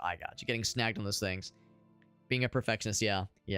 I mean, the nice thing about streaming that I personally advocate for is not worry too much about getting every little detail perfect before getting into streaming, if it's something you want to try. What I will say is that good microphone quality and good audio quality is a good thing to, like, strive for. It doesn't have to be perfect, but get it good. And I'm not saying get good. I'm saying get the audio quality decent. Don't worry about having, like, a fucking, like, or, like, a, what is it? Like, the analog mics with, like, the physical mixer that you have to, like, plug in with its own power source and, like, cost hundreds of dollars. I don't mean that kind of shit. Just, like, a plain-ass USB mic like the one I have is fine. But, like, get it tweaked to sound, like, decent. And don't spend, like, $1 billion on a perfect, what is it? DXLR, is that the word for, like, really fancy webcam? And, like, commission an artist to make, like, a really amazing profile picture and beautiful emotes and, like, you know, because what happens, and I think some of you have probably seen this happen with other folks, I know I have, where you spend so much energy building up all this stuff for the stream, the perfect webcam, the perfect microphone, the perfect emotes, all these perfect things. You get the perfect stream space, everything, and you've spent so much money and energy, and then you sit down and you do your first stream, and, you know, it will me. I'm not trying to project, but I'll just say when I first started streaming, it was very quiet. Not a ton of people coming through. So it's like, you know, you invest all that money, all that energy, and it takes a while to build up a community, build up viewers. And also, not everybody likes streaming. So maybe, you know, what if you get into it and you start it and you go, maybe I don't love this. And it's like, well, shit, I just spent all that time and energy. Well, I guess I'm committed. So I usually advise not to like feel everything has to be perfect. If you really enjoy it and you're vibing with it and you're enjoying it, then you can, maybe upgrade things as you go along, but don't feel like it has to be all like pristine right from the get-go. So if it sounds all right, if it sounds all right, I think that's fine. I know my setup's not perfect. I know my microphone is probably okay. I'd like to think my audio quality is okay. Game audio is probably okay. It probably could be better. So, I would almost maybe nudge you, Formidable Thunder, saying, you know what? Don't even fuck with perfection. Perfection can wait. That cool man TM for longevity. I will read that in a meowment. But, here we go. Yeah, I was gonna say, I did notice the fridge. And I'm bummed I can't open the fridge. Cool Man is a good fridge. That's a good fridge brand for sure. If people will watch me or blah, blah, blah. Any tips for like getting into it? I will say I understand that notion of like some games don't necessarily stream that well. The general wisdom is play what you want. I would take it a step further and I would say stream what you would want to watch. What I always ask myself is, if I was a viewer in this chat, would I watch what Alex is playing right now? If I wasn't me, would I watch this? My answer is yes, because I like this game and I like old school horror. So for me, it's an answer of yes. Some games don't always stream that well, and some things I'll look back on and go, I don't know if I would have watched that. Like, you know, when I've like streaming, like if I'm playing something on my own or streaming something like yeah, that was a fun game to play, but would I have watched someone else stream it? Would I have watched myself stream it? Or even further, would I have watched shotgun ammo, by the way? Nice. Love me some shotgun ammo. We haven't found the second part to the shotgun. So we have part A, which is a sulfuric pipe. But anyway, yeah, like that's my litmus test for, should I stream this thing? Would I watch how I stream that game? Because, you know, there are of course people that speedrun. There are people that do challenge runs of games. People that are extraordinarily good at first-person shooters, competitive games, survival games, like crafting stuff, Minecraft, that kind of stuff. So it's like, for the way I stream that game, game A, game B, what have you, would I watch it? And if the answer is yes, I'll stream it. And if the answer is maybe, then I need to do some soul searching. And if it's no, I save it for an off-stream experience. Or, I mean, those who know me know that I don't do a lot of off-stream gaming. But, yeah, some things I just kind of put on the back burner. So that's my, that's my base. That's like the best piece of advice I can give. And it's just not like a rags to bitches story. Like, obviously I'm small time. It's not like I like cracked the code, right? Like I often call streaming and like YouTubing and that kind of thing is the nerdy version of having a car in your garage that you're always working on. It's like a project, and it's not so much trying to solve it. Like it's an ever evolving moving target. Like it's an ever evolving problem that's hard to solve. I shouldn't say a problem, but an ever evolving challenge. And I'm always trying to think of ways to improve it and fix it. So it's like, I'm not really trying, the purpose is not to like fix the car or to have it done. It's the project, the act, and like the chase, the thrill of the hunt, the act of like trying to improve continuously is what keeps me going. You're not here to self-promo? No, I invite self-promotion. As long as like people aren't trying to actively drag people away, which you're not, obviously.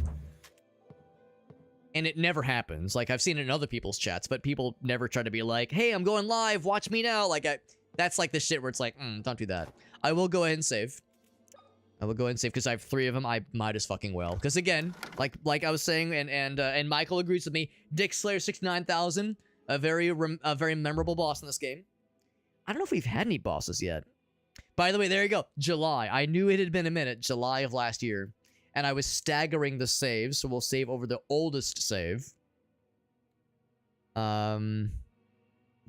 Yeah, which would be that one. Overwrite that shit. I accept. I accept. What is If going you're on having fun, the here? audience will have fun. This place is infested with nightmarish creatures. I mean, Michael's not wrong. Moonspine's not wrong. Yeah, if you're like phoning it in and you're pretending to have a good time, generally people can tell. And if you're like miserable or unhappy or uncomfortable or just not feeling it, it will be reflected in your audience.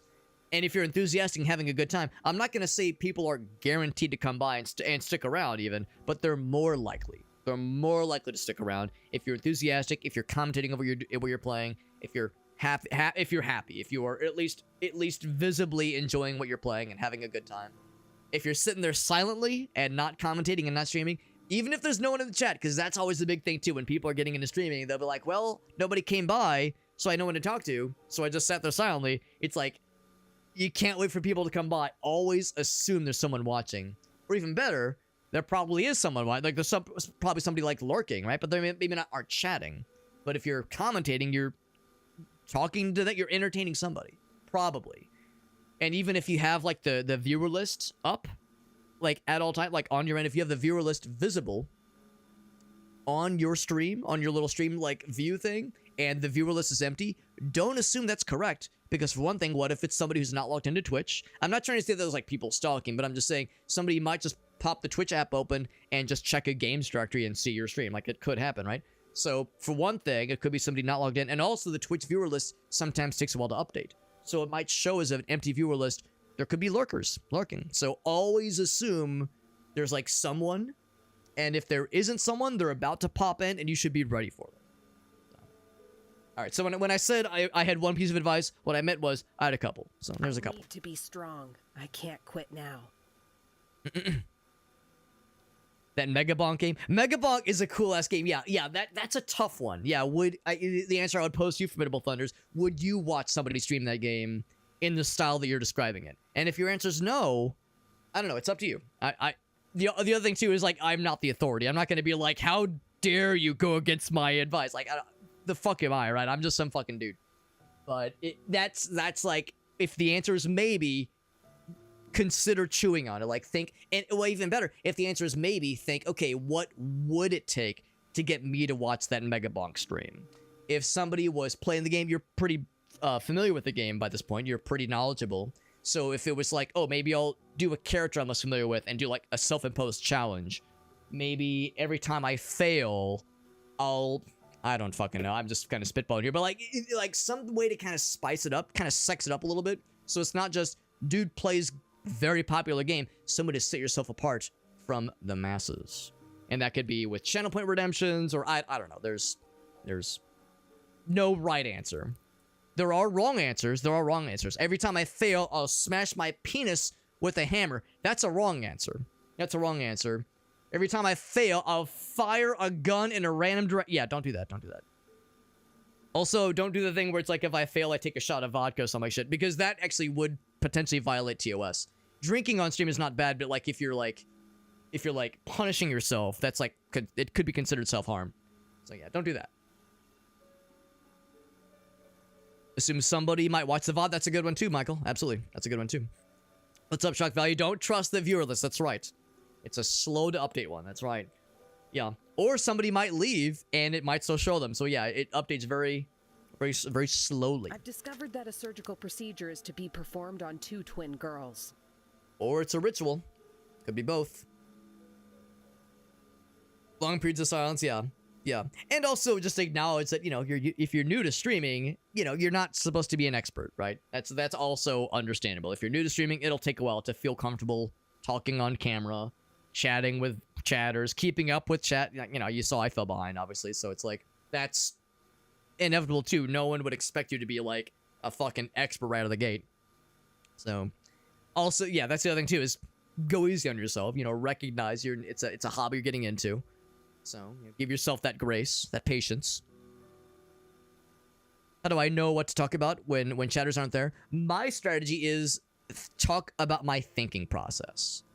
If I'm playing a game like Megabonk, I'll like vocalize my concerns about the run. Like, oh shit, I'm getting low on health. I need that upgrade. I need to get a level. I need to up my damage or my defense or my health. Like, I narrate my strategy, or I narrate like the decisions I'm doing. Because a game like Mega Bonk, or any sort of those like survivor-like game, you're making a billion decisions every couple of seconds. Okay, maybe not a billion, but like you're there's a lot of micro decisions along the way. So that's one of my go-tos is like describe what I'm doing. That way, if somebody doesn't know the game very well, or they know the game but they're looking for like advice or tips, they're seeing you and they're seeing your thought process, and they might think, okay, cool, this person knows the game.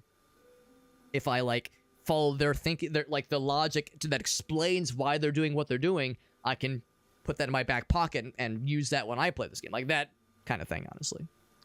Pilso 2 is banned in New Zealand. It probably, I mean, that wouldn't shock me. Yeah, if you were in New Zealand, yeah, that's something to consider. Some games are a no-no in certain regions. Don't do the drunk streams. Yeah, that's what I mean, that is good advice. That is good advice. I mean, people do it but as like a celebratory thing, but yeah, I would advise against if you're starting out at least. The penis, he says, the penis hammer, Alex. You're bringing it back? After all these years, he's bringing back the penis hammer streams? Those remain in 2018, Meerkat, where they belong. We don't talk about the penis hammer streams. That's a shameful part of my history I wish to not revisit. I hope I can get to the operating room in time. There's something dark going on. Something grim. Don't get into it to make money. Well, you're setting yourself up for disappointment because it takes a long time to, you know, build up a like viewership. It takes a lot of regularity, a lot of dedication, and like that special sauce. It takes that special sauce to like set you apart from others. And I don't like to see it as competition per se, but there's a lot of people that make videos, a lot of people that stream, so it's hard to make yourself stand out. Not impossible, but it is hard. Yeah, talk about the game, exactly, yeah. Yeah, talk about playing, if it's a strategy game, oh, that's a wealth of, like, stuff to talk about. My problem with strategy games, I overanalyze, so I'll fucking, like, sit on a turn for half an hour before I commit to something, or I'll be leveling up my guys for a full hour, looking at you, rogue trader, with, like, so many fucking menus, good lord, and so many like feats and powers and skills. I love it, but it's a lot. Progress save, baby. All right, so I went ahead and saved. Why the hell not? We probably didn't need to, but we'll play it safe, and we'll play it save as well. That being said, I think that pretty much is as far as we're going in this current deal. Oh, there was the note. There was the note in the maintenance log. Yeah, it was this one. Oh wait, it was 5? 2? Which one? It was like a the drawing. I saw the drawing and I got excited. More than an F1 driver. That's right, baby. That's right. Aaron says, well, what about having 4? Yeah, was it 4 webcams rigged up? Aaron's setup is pretty impressive. Aaron's setup is pretty dope. Say something dumb, end up under your desk. Aaron, is there evidence of this? I'm kind of curious. End up under your desk, leave the stream open. I don't know if I know the story behind this, so if there's a story or if there's evidence, I'm very curious. We got Potato Pryor. It's good to see you, Potato Pryor. Appreciate you popping in, bud. Adriana Chechik. That name is awfully familiar. I don't know the name, but it is familiar to me, but I can't place it. Millions of views. Not sure how she did it. Not great at the game. I mean, sometimes it's just a personality. Like sometimes like the presence of the person is like so magnetic.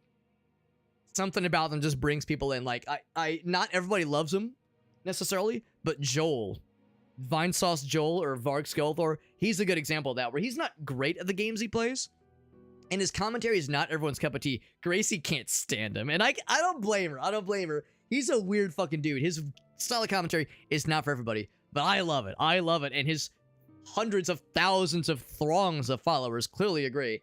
So, like, he's a good example. And he doesn't even have a webcam. You don't even need a webcam to make it on YouTube or Twitch. He doesn't even use a webcam. And his commentary and his, like, colorful language and the weird shit he talks about is so entertaining.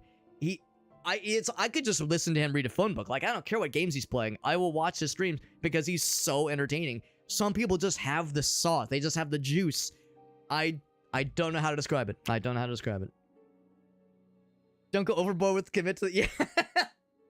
Well, I mean, I don't know if it's necessarily elaborate. I'm just giving you shit because... But I'm more curious about being under the desk. Like if you said so, like if something happened, you're trying to fix something and you just fucked off and left the stream going. I don't know. Oh my god, it's very funny.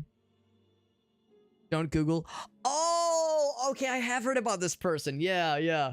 I've heard people talk about how she streams on Twitch. Okay, all right. There it is. I guess that was a. Did I pass the vibe check? If Gracie is listening in, she'll be very proud of me that I didn't recognize a porn star's name. She'll be very proud of me. Adult actress. We don't use the word porn. I mean, it's probably fine. It's probably fine. Like certain words will get you demonetized, though. It's probably fine. Vine Sauce with 2 guys. There's a couple. There's like several people. There's Vine Sauce, the New York guy, and then everyone calls him Vine Joel or Varg Skeletor. His screen name is Varg Skeletor. Everyone calls him Joel or Vine Joel. He's the Swedish guy. There's Imakuni. She's in like Canada or something. I don't know. There's like a bunch of them. But yeah, Joel and Vinny are the 2 main ones. They're the 2 main ones, I would say, that most people probably know. There's Limes. There's a whole bunch of them. And there's Mike. Everyone loves Jabroni Mike. He's hilarious. Okay, not everybody, but I love Jabroni Mike. I think that guy's great. Is it drunk stream? Some Half-Life? Oh, shit. Oh, no. Just sunk off screen. Oh, my God. Aaron, if there was any evidence of this stream, I would love to see it. You don't have to share it publicly. You don't even have to share it with me. But just acknowledging that there's evidence is all I would need. If there's any record of this for your own sexual purposes, for my own sexual purposes, it sounds delightful. Yeah, I like both their content exactly. Exactly. Doing a oh yes, a Lewinsky moment. There you go. Excuse me. My wife might be glad I don't watch prawn content. I love shrimp. I love a good seafood boil. I love prawns. I love a good prawn boil. Right, so here we go. So November 30th, before I deep dive into this, their disappearance in that note, in that newspaper, talked about... Oh, wait, was it not dated? Oh, for some reason I thought it was dated. Or maybe it is... Oh, yeah, there we go. November 12th. Okay. So November 12th. And this is the maintenance log entry. But it's the first one, November 30th. I guess it could have been this year. How many times you press the button to call the elevator? Right. So now the elevator's working. Left an object blocking the elevator doors. Right. Okay. Buttons call the elevator from the first floor aren't working. Can only be called from the... Right, which we knew about. Okay. Yeah, I feel like that's old news. Is that really the... Yeah, we know about that one. And I remember... I recognize this one.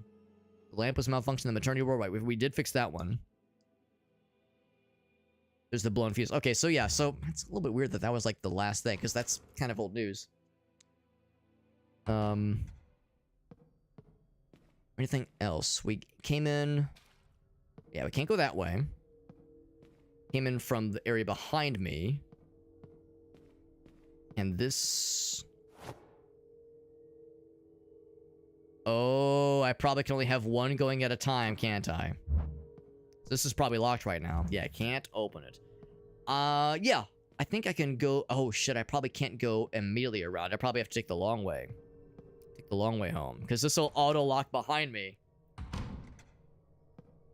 The second I yoink this... Once I yoink it... Oh, I can't yoink it. Oh, I turn it off first. Then I yoink. I have to go all around, way around, take the elevator. Right. I'm assuming that the elevator can be called now. Oh shit, maybe that's not the case. Maybe I can't assume that. This is gonna be a little weird, and this might be kind of this might end up being a waste of time. Turn that back on. This is gonna be a little weird. Michael, you're more than welcome to tell me if I'm spinning my wheels here. What I'm thinking is like, yeah, I place that there. I take the elevator down, take the shortcut back up, and then take the screw down, take the screw off, go back down, come back up and around, take the elevator, and apply it there. I think that's a series of steps I have to go through. Because I don't know if the virtue of me like getting into this elevator here and like moving it down means that it's now accessible all the time, I think I have to be conscious of which floor is this thing. We can call it from the second floor, and if it's on the first floor, we can use it, but we can't call it from the first floor because nothing has changed. I don't think we did anything differently. So anyway, so yes, I'll quickly, as quick as my short saunter can take me, my light saunter, I will see if I can go back up and place that bolt on the second series of doors. Gotta get to the atrium, so I can get back to the those stairs. That's the public bathroom, I think. Weird fucking demon child doll thing. Here we go. Here's the atrium, I think. Delete the evidence, man.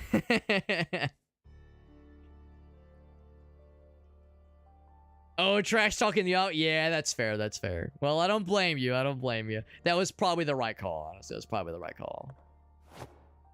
Oh, okay. Definitely don't have that. Something fancy.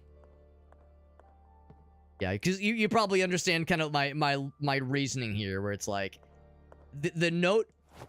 I don't think they would have deliberately placed that maintenance log note that says, "Oh yeah, I'm sorry, can't fucking use the elevator," or call it from the first floor. Well, it'd be called from the second floor. I think that means even now that is still the case. So yeah, we call that down. We go back through this area.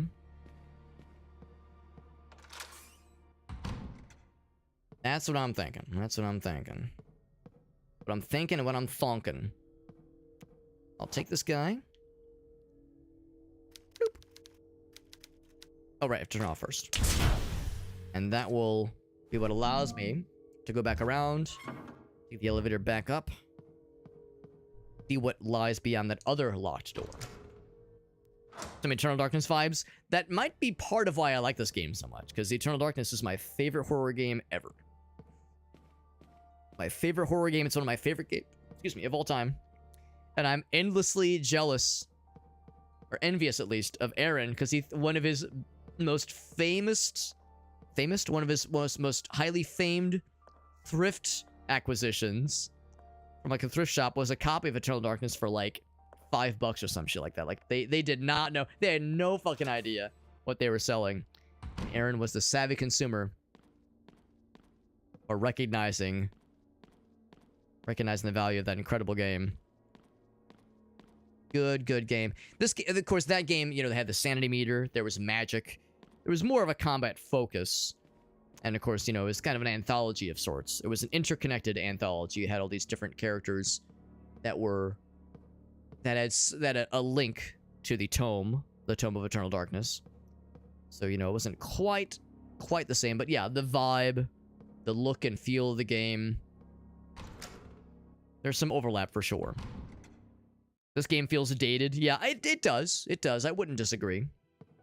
It does feel dated, which I think is absolutely the point.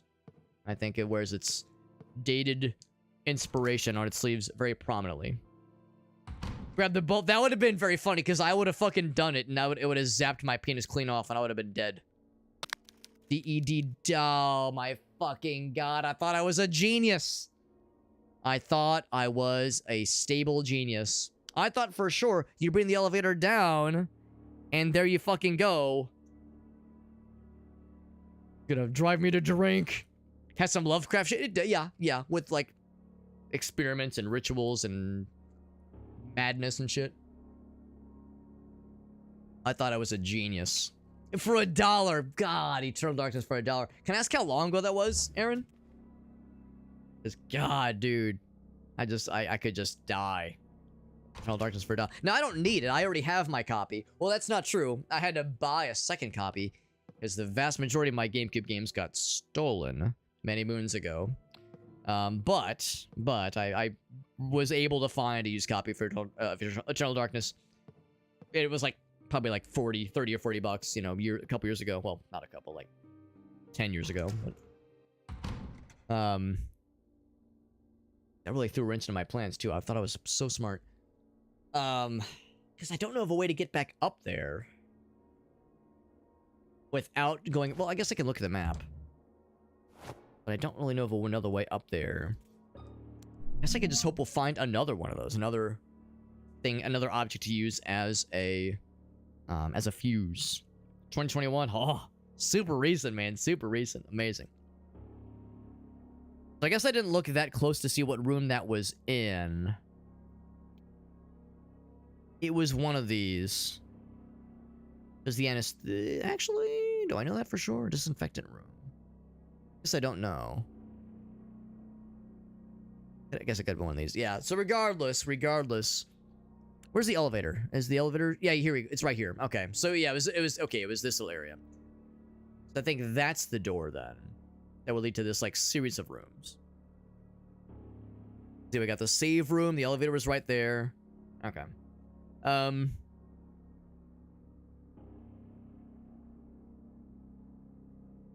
I can get back to that main hall. Well, actually. Alright, well, let's see how far we can go. Maybe I'm wrong. Maybe there's hope.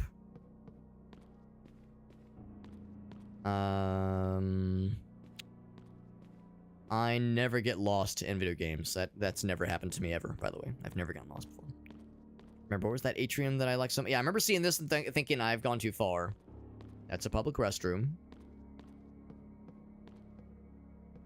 Oh, back this way? That's not it either. Shit. Can't remember. Need to get. Let's go back this way then, because this is the studio. Let's check the map. I wish the map would tell you where you are. I get why it doesn't. Well, it tells you the room you're in, but like where in the room you are, that'd be kind of nice. All right, so if I go towards the chapel. Yeah, there you go. So the elevator room. Okay, so go towards the elevator room, which I think was this way.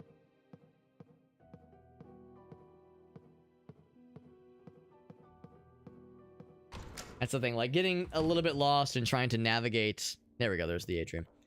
And a game like this is also part of the experience. Just how it do.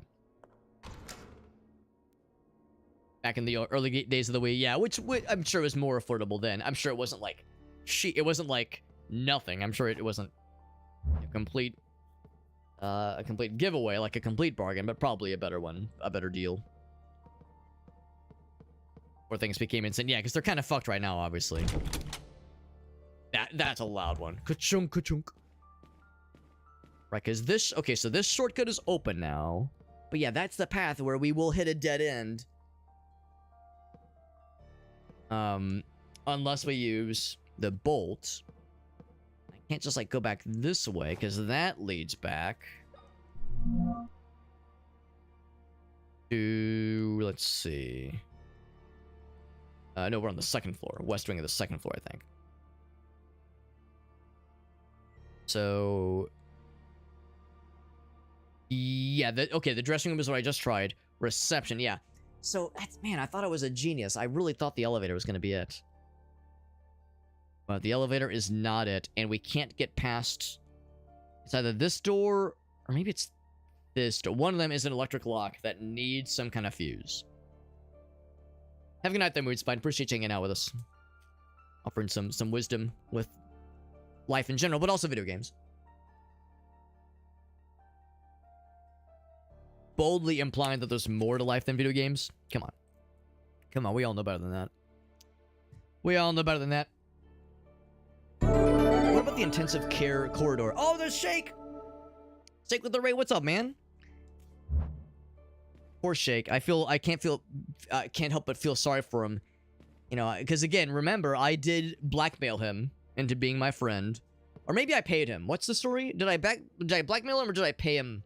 Did I, like, pay him, like, a monthly fee? We'll say it's both.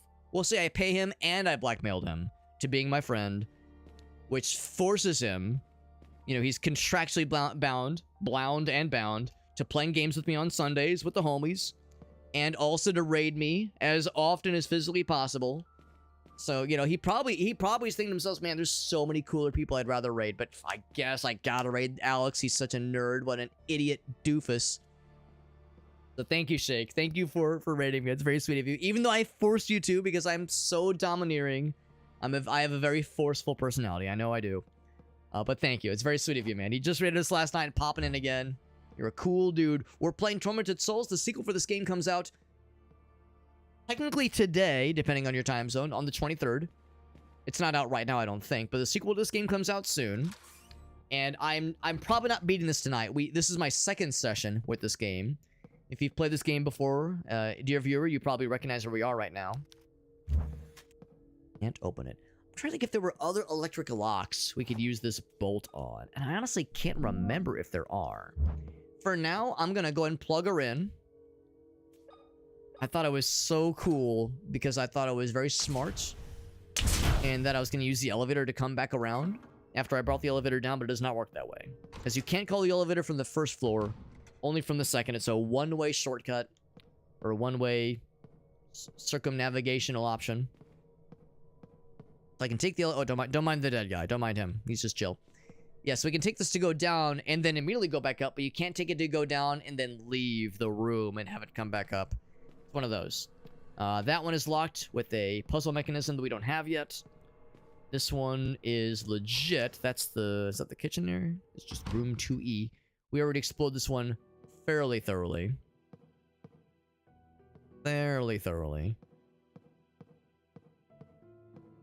We got a couple of extra tidbits and thankfully did get a save point, which is nice. So this is kind of like what we're chewing on right now. We're in this new area. It's an old school, very Resident Evil, very Silent Hill inspired horror game. And as a result of it, you will inevitably have moments where you're confused where to go next and you're a little stuck and a little bit, not puzzle locked, but locked in insofar as like, where do I go next, basically. There's another one of these electric lock mechanisms and a fuse box to boot. And of course, no fuse. Can I use this as a fuse? I cannot. Another raid. Thank you, guys. Thank you for the raids. Oh my gosh. All these raids. So there needs to be some other object, or maybe the same object, being repurposed to being a fuse here. Shake raids us, and Velarum raids us as well. Thank you, guys. Thank you, guys and gals, for those raids. That's super nice. Yeah, that's super cool. We're playing Tormented Souls, having a good old time.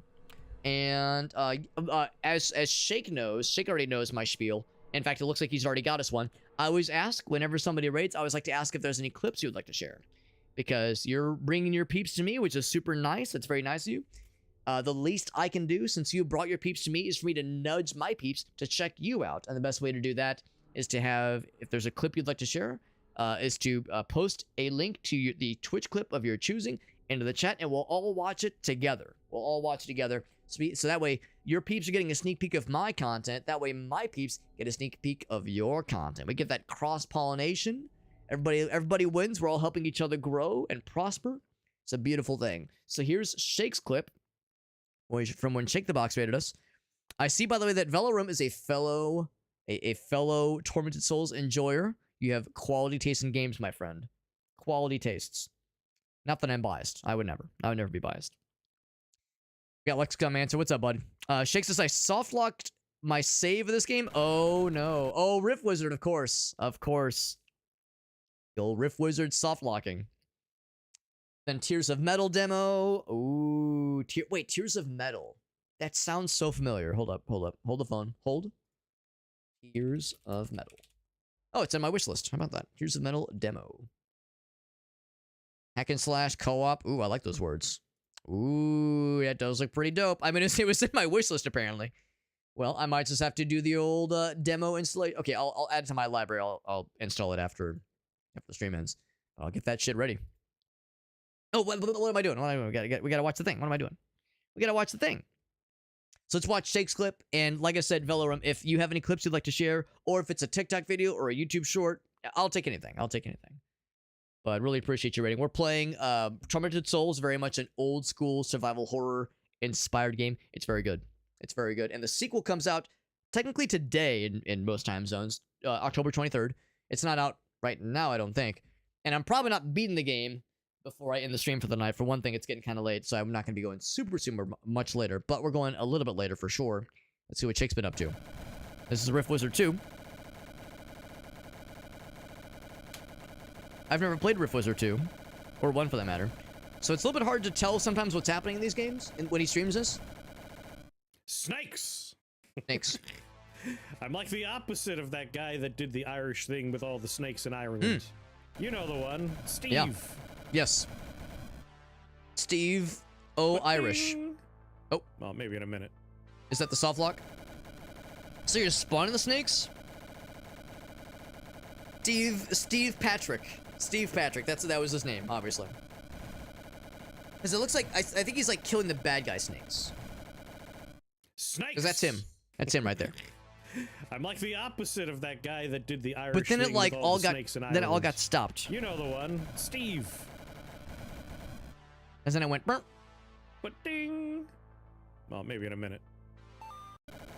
Yes. Oh wait, there was a ding at the very end. Yeah, so maybe that wasn't the soft lock, but there was a soft lock that occurred. There was a soft lock that occurred. By the way, oh, here we go. How's it going? Has a Velorum clip. Perfecto. Perfecto. Velorum, if you had one as well, you're welcome to share it.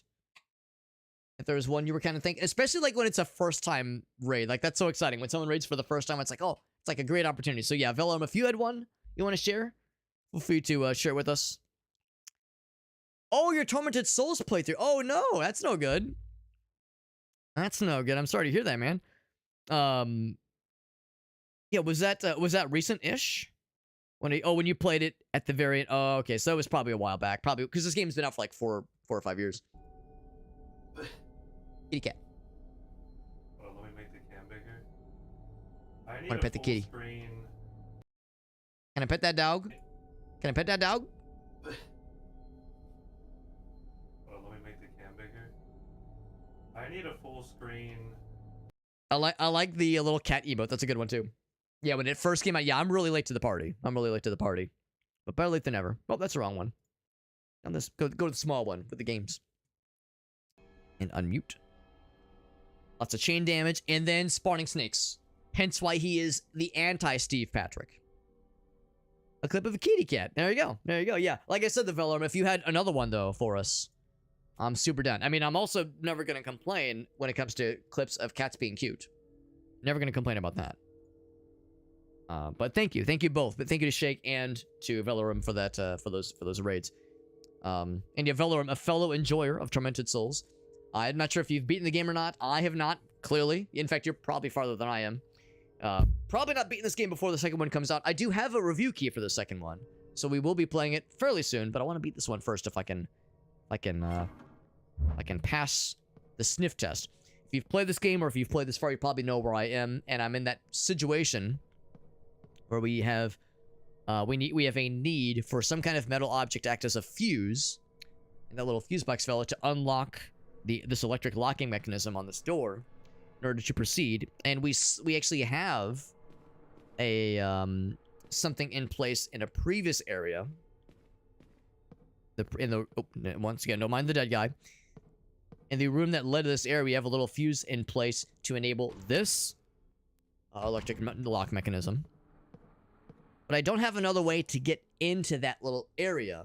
Like, so if I just take this with me, I turn this off, and take this with me, add it back to my inventory.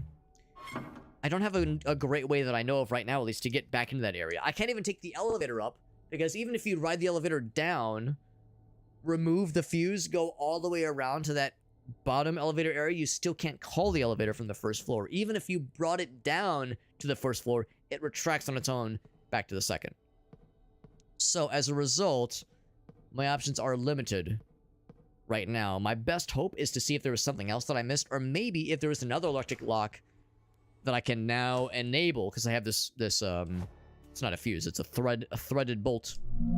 Use this partial threaded bolt as a fuse, as a something to complete the circuit for some other fuse box situation. And of course, the map doesn't necessarily tell you which doors are locked, which ones have an electric lock on it, which ones don't, which ones you have not been into. So that's kind of the challenge right now. There's plenty of doors that just won't open right now. I'll make sure there's nothing else on the second floor, and I don't think that there is. But I'll see if there's anything else I might have missed previously. Now, there is this one. Locked through this side, so can't get through there. Franken Clyde says I have played through it a whole bunch. That's very helpful. I might tap that kind of expertise, tap into it at some point if things get desperate. No VHS tape, no nothing like that. Yeah, no VHS tape or anything like that here, so I can't use the little projector thingy. It's not yet. Yeah, so right now I'm looking for electric locking mechanisms or just anything else that catches my eye. And this is the second floor still. Yeah, we have this guy, which I think is just for the lights. Chunk, ka-chunk. He's still just chilling. He's still not waking up. That's the sewing room. I think the sewing room... Yeah, that's a one and done. In fact, I think that's a save room. That's a dead end.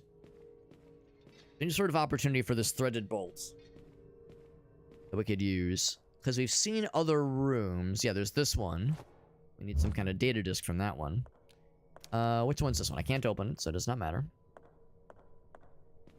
Yeah, it's just no spoilers. I appreciate your consideration, because, yeah, you probably know how that goes, right? When someone, you know, knows too much, and that knowledge can be dangerous. But I appreciate the consideration. Trying to keep this nice and unspoilt. We, of course, came through here a little bit earlier, where we met up with Father. Once again, he gave us the threaded bolts.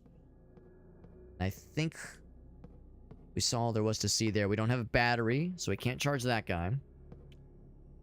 No battery there. Living room hallway. Here's where we killed another dude there. So, swing. Kind of doing a quick refresher. Here's the fella. Unless he's gone. No, he's still here. You said that operating room is on the west wing. Right, west wing. I'll see Second floor, right. So it's the same message. Cool. So nothing new there. So ultimately what we're going for... And that one's of course locked. What we're going for is behind that second locked door. We either need to find something else to act as a fuse or some other way into that area. I think this leads back to the atrium. Second floor. Yes. Yes, it do. That area, of course, is blocked, but now we've opened the gate. Right, so I think the second floor we've looked at pretty thoroughly. And that leads back to where we were... That leads back to the room we're trying to figure out a way through. So let's look around the first floor. There might be something in the first floor then. It involves the electric locks. Or even better yet, I haven't been to the basement in a while. Let's pop down there. Man versus game. Didn't do... Right, yeah. I mean, everyone's different. I don't... You know, I won't judge it, obviously. And some people are, like, real hardcore about it. Like, some folks are like, bro, if you even, like, breathe a hair of, like, info about a game that I don't ask about, like, instaban. Like, some people are real militant about that, and I am not that kind of person. You want the loudest door of all time? Jesus, calm down. It's just a fucking door.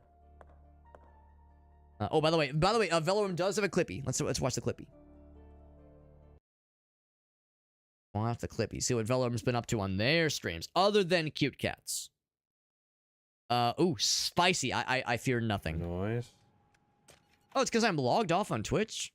What the fuck? How'd I get logged off? That's bizarre. Oh, I wonder if my browser did that thing where that really cool thing where it just logs me out of everything randomly? Well, anyway. Noise. We're dead. 5 seconds. Oh, wait. Is that far enough? 10 seconds.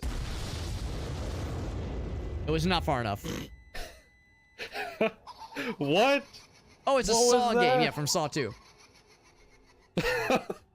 I mean, you were behind a wall, right? It should be fine. Noise. You're behind a wall. What else do you need, right? Yeah, 10 seconds.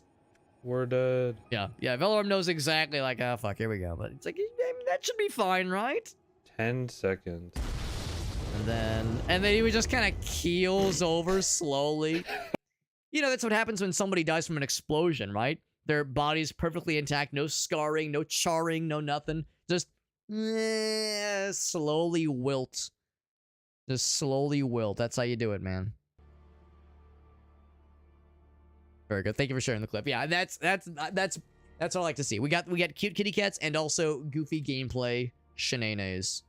I love it. And goofy shit we love to see around here.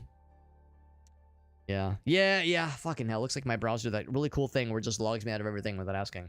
It's the second time that's happened in like the last like few weeks. So it makes me wonder if maybe that's a sign to switch to a different browser. Maybe it's, I mean, I probably could stand to get off Chrome anyway, so that's the key. If it keeps like just auto-log me out of everything, which tells me it's like clearing, you know, cookies and shit. It's like it's just fucking nuking everything, which is annoying. So it's like, I mean, of course I have two-factor authentication. Like, you know, we try to be secure about these things, but it's a mild annoyance. Anyhoomst. Let's get back to the games.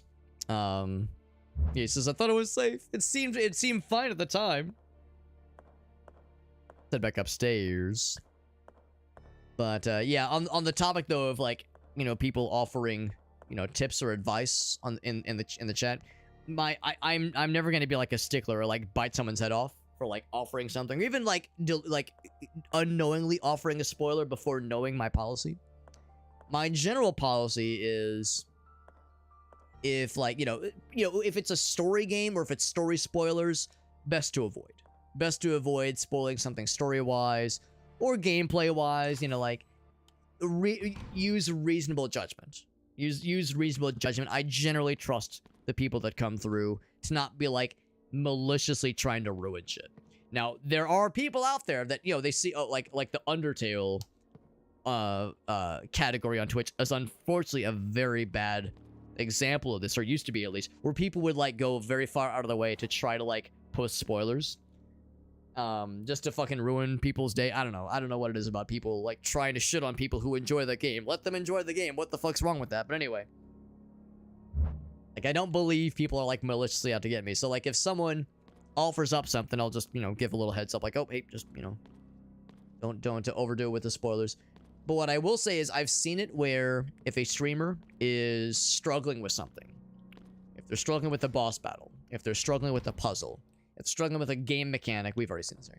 With a game mechanic that they were introduced to but maybe forgot about because it's been a while since they've played it, or it's their first time playing the game and they're a little bit new to it, and maybe, you know, let's be real, some games don't do a great job of conveyance and instructing you on how to do all the stuff.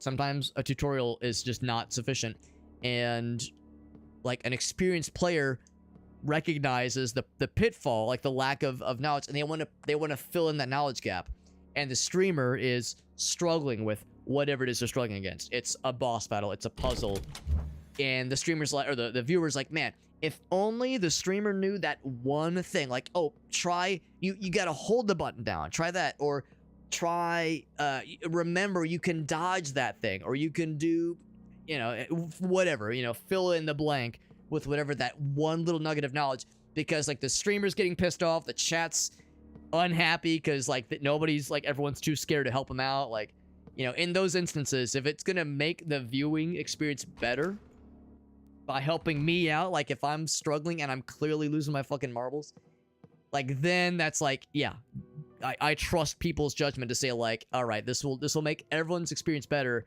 if I offer a little nugget of knowledge. Like in instances like that, it's a good idea. It's generally a good idea.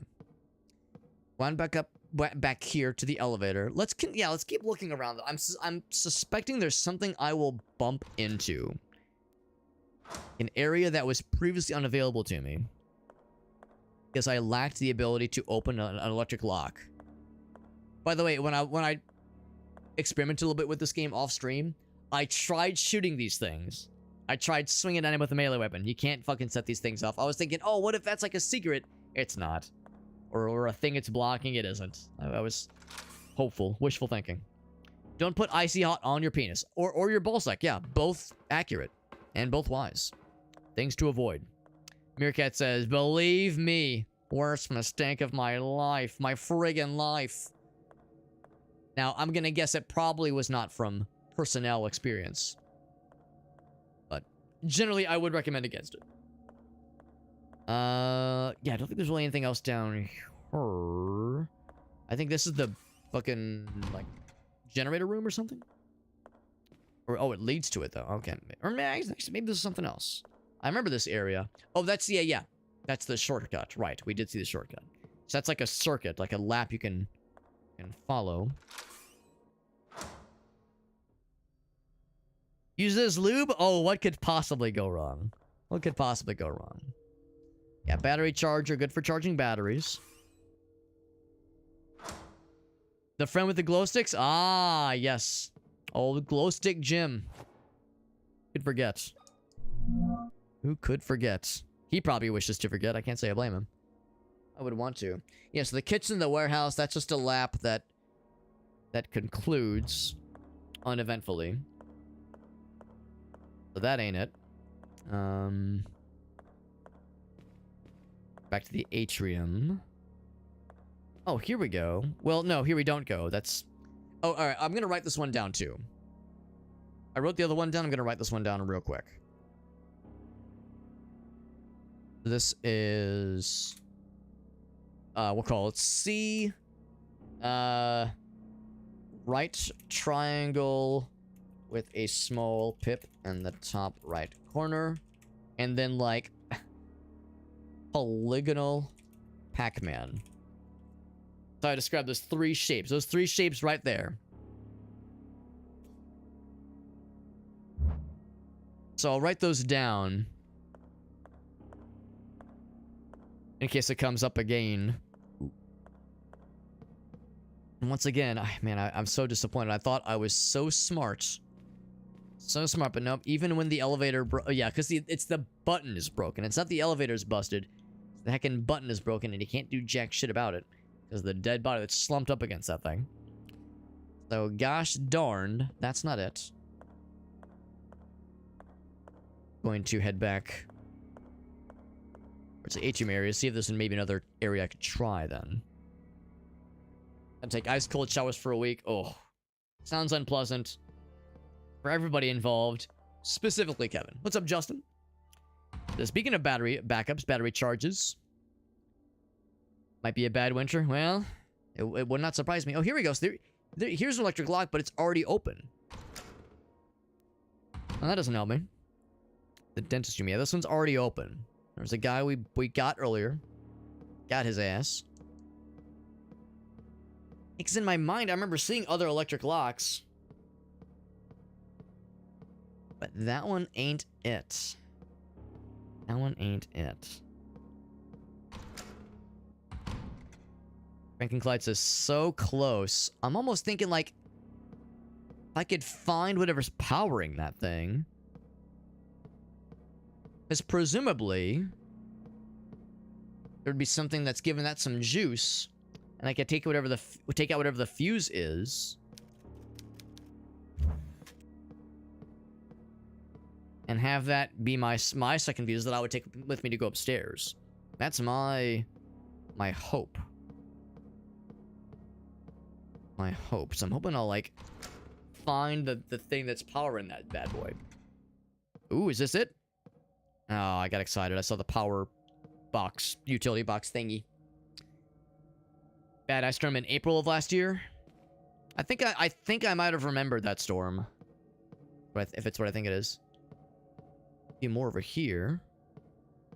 I can't open that one though. Let me pop into here real quick. It also has the electric lock.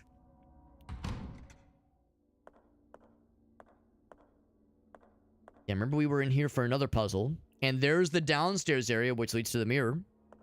The, like, mirror dimension.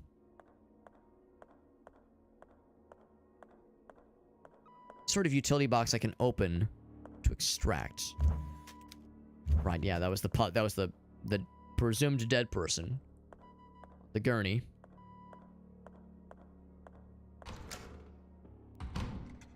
Guess I could check the nightmare dimension again. I guess I haven't been there in a while.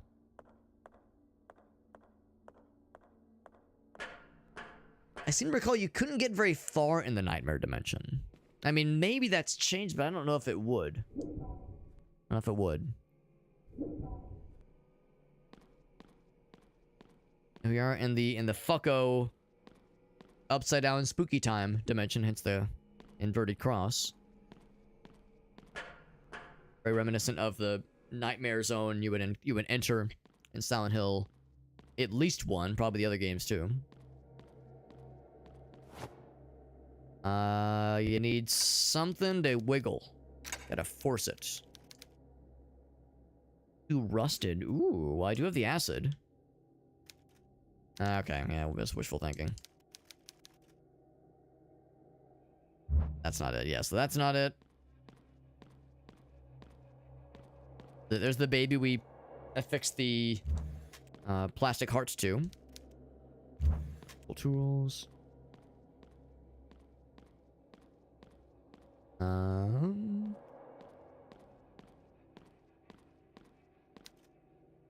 Open it, yeah. Yeah, this feels pretty familiar, where it's like there's clearly a limit to how much you can do right now. We need, yeah, some kind of way to force that door open. Or what that would look like. But I think we're lacking. I think we're lacking in something. It has something to do with that acid. I haven't seen any opportunities for using the acid that I'm aware of, at least, yet.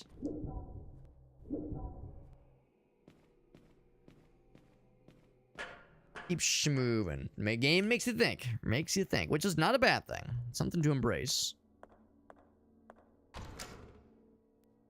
Every good horror game ought to. That's correct. That's correct. Not just gonna spoon feed you that shit. You gotta work for it.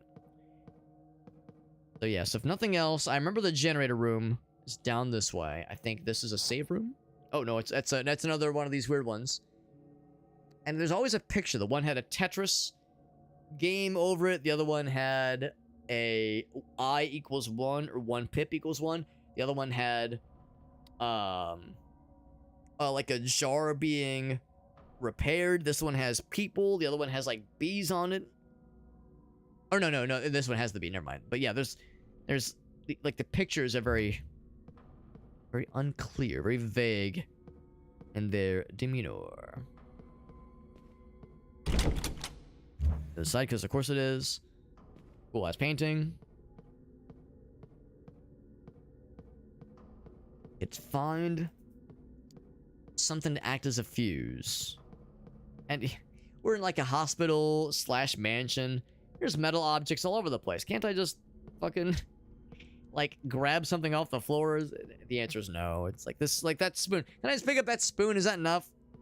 No, I know it's not. It's not enough. I like that sign. Oh, don't do it.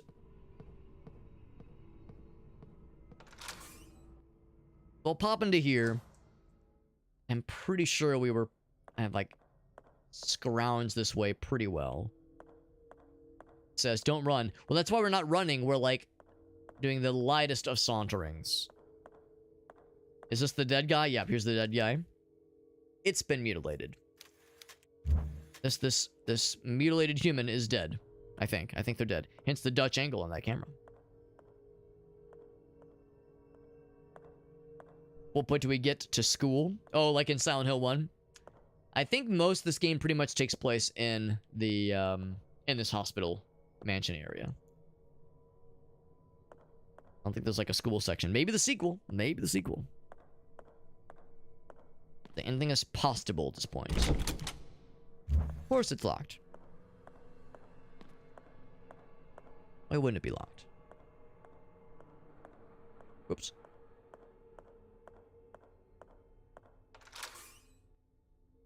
The hospital in the mansion? Yes. That is exactly what it is. This is I think an abandoned hospital that was turned into a mansion. But a bunch of the hospital areas are still somewhat intact. And it's all fucky wucky and scary wary.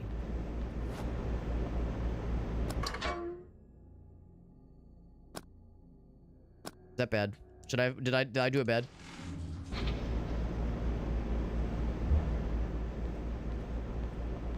I should just leave it on, probably. Hoping I'd find something. There's all these utility boxes. Maybe one of them was retrievable. No dice so far. I'll check the door in a second. Is there anything else? The valves, the generators, well. Yeah, that's for, like, when we had to solve this puzzle. I remember that shit. Multiple locations, that is encouraging. That is encouraging, because I like this game a lot, but the idea of like, a little bit of a change-up doesn't sound bad. Also, here's the leather suits, I'm pretty sure. These radioactive suits. Scary, spooky helmets and everything. They look like people. I think they're just mannequins.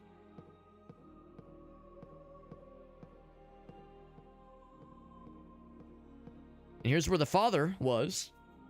We know he's upstairs, munching on some soupies.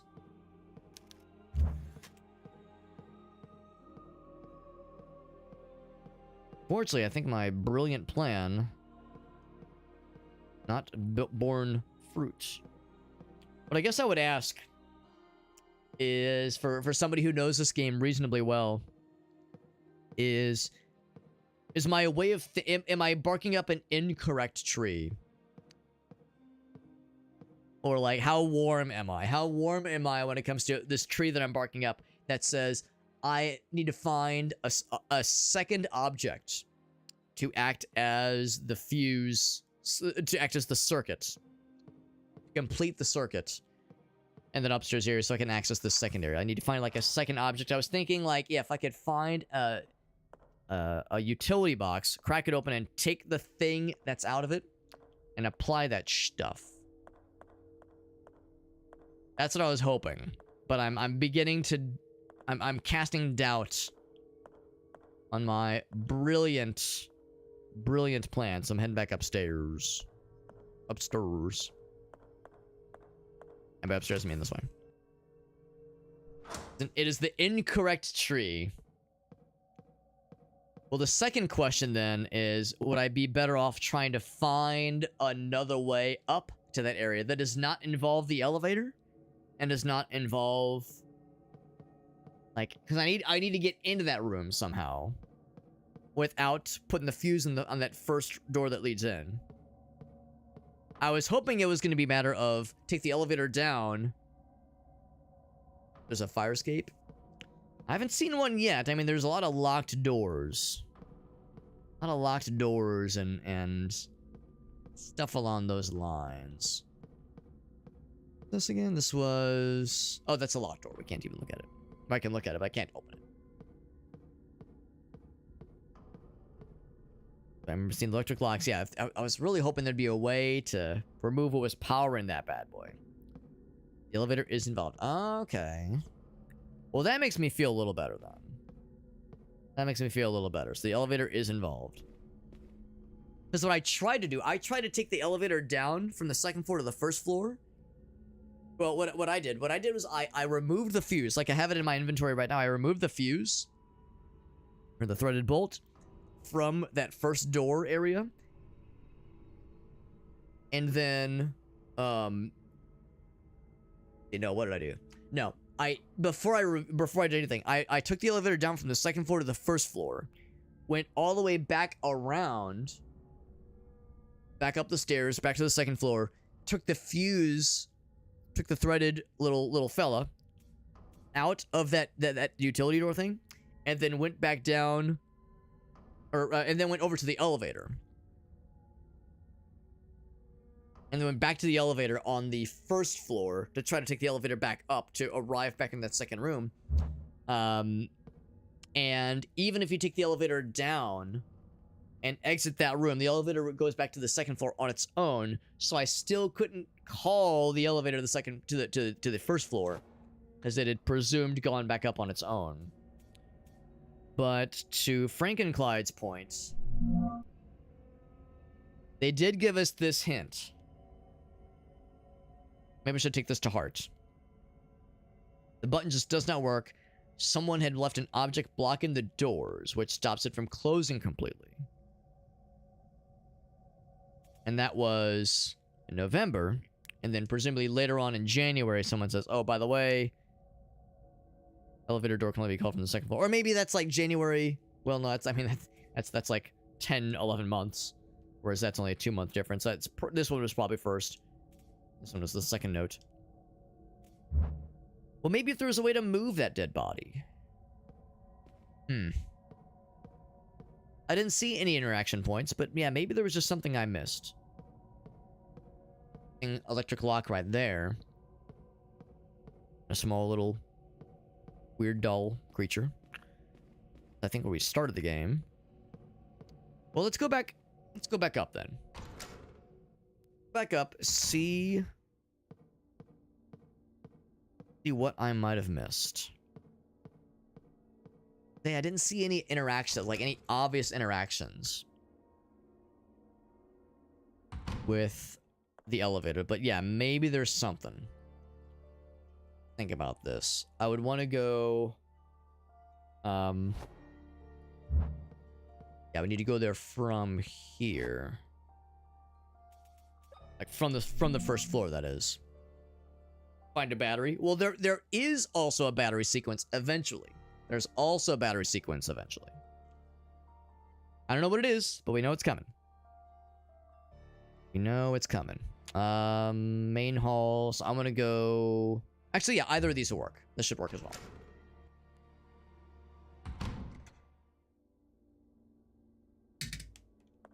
That one's locked. Get back this way.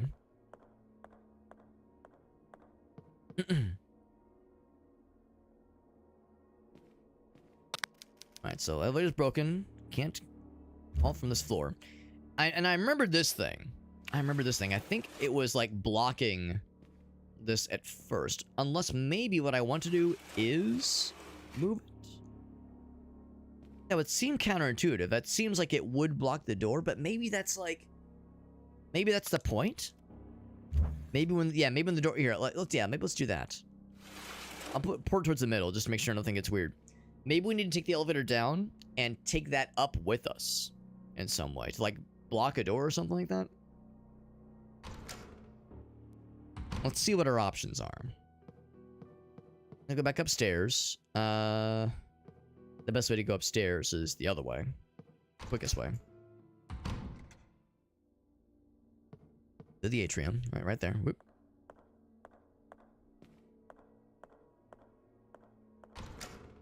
Look with that. Maybe there's something about that grabbable object. It can only go left or right. You can't, like, direct it down the stairs or anything like that. At least not from here.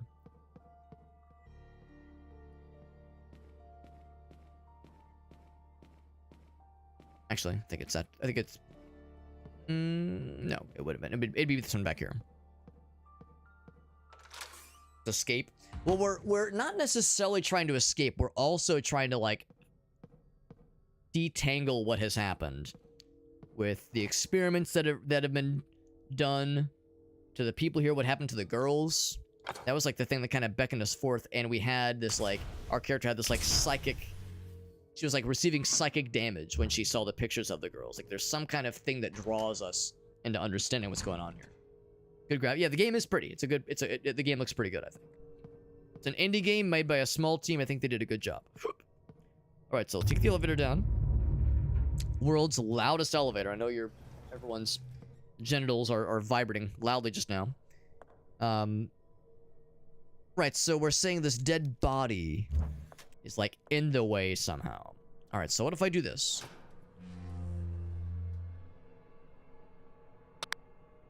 Now, is that you can close the door?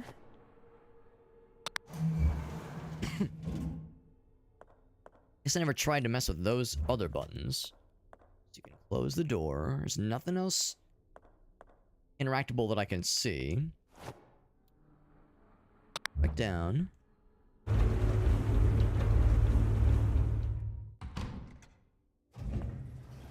Alright, so can I take this with me? No, I can't. Now, for better or for worse, I can stop it from closing the door. Emergency brake is engaged. Because it's blocked, right? Yes. What if it's something like this?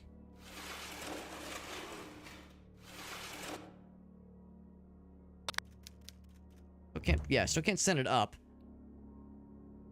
This seems like it seems like the opposite of progress, because now the elevator won't go anywhere. It won't go back up. It'll just stay here. Just get me.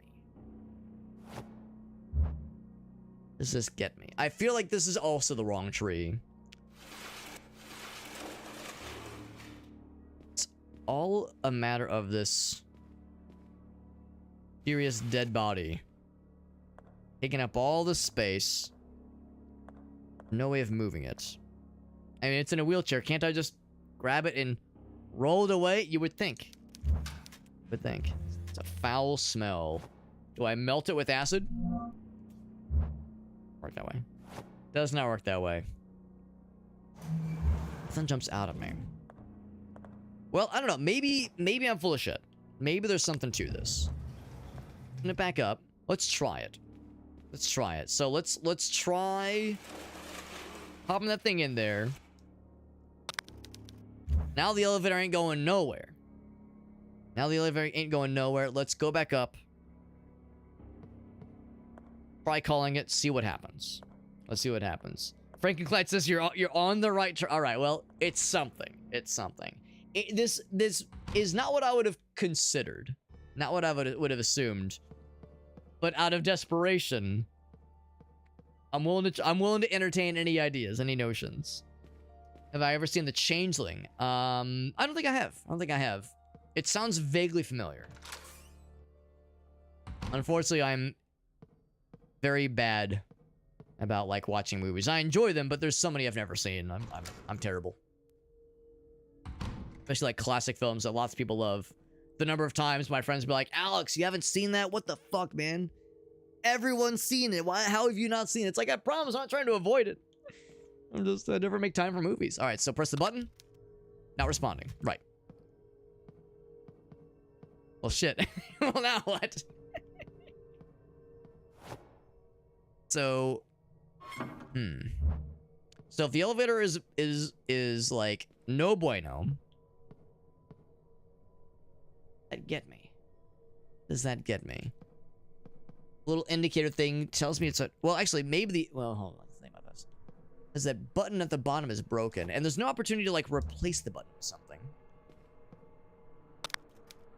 Not responding. And it's not a matter of like remove the thing that's powering it or let's go back down. This ain't it. That's in it, because at the end of the day, we need this thing to be able to bring us back up.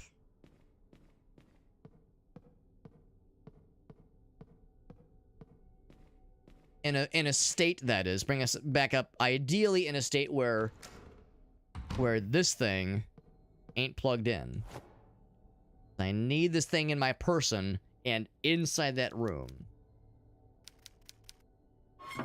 Oh, shit. Oh, however, maybe that's it. Maybe that's the key, because I was saying on my own the elevator is going back up. Maybe now I've prevented it from going back up. Maybe that's the key. Let's return and see if now that's like the fucking brute force jerry rig that needs to happen.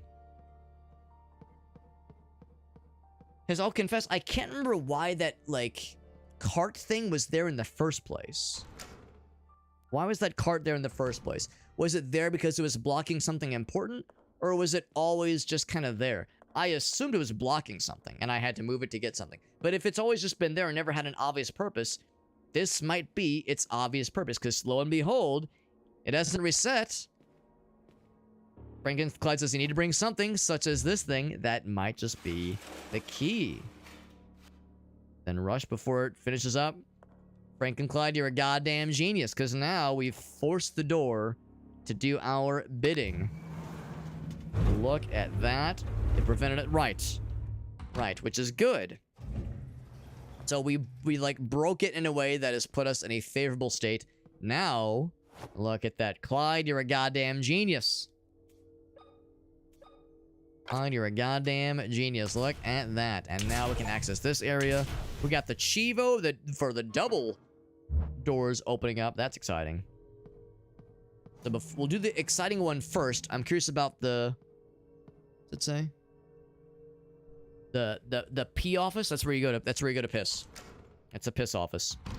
That's the post office. Oh, it's this area. Okay. Wait, no, was it that one? I thought there was another thing that that glowed green. That one was already open. We've already been in there. Something else in this room? Previous off limits? Oh, this one's also on, because that's how we got in here. Oh, okay. Well, that's kind of slick then. Yeah, so you don't even have to, like, do that juggling. That's a one-time thing. I was so worried I'd have to do that juggling action a whole bunch of times. I was like, man, it's gonna be a huge pain in the ass. The fact that that gives power for everybody. Okay, that's a relief. All right, well, now, that's just progress, baby. Good shit. Thank you, Clyde. That was very helpful. I appreciate the nudges without, like, just, you know, straight up giving away the solution. Very helpful. Ouch. You know what? I know how to deal with these guys. Ouch. Just say you can bonk their asses, and once they get bonked, just stun lock their asses. Well, I think I'm injured. Oh my god, the fucking health noise. Heal, please, Jesus. Yeah. How could I forget the loud ass, like, heartbeat? Good lord. I know, it's kind of unfortunate. I know there's people that are, like, very bothered by the sounds of heartbeats in movies and video games. Like, if there's a way to make that less obnoxious without just nuking the sound effects. I've already got it lowered down to 20%. Here, let's go back to light source. I check options. We already have the sound lowered to 20% for sound effects. It's like, yeah, it can't get much quieter, man. Good lord. Got a couple of things. Oh, more swords. Good. So 1967, a fire interview. You interview the fire. Hope he gave you the hot take. Hope he gave you a hot take. Bertram Wildberger. So that's the maternal grandfather, I think, right?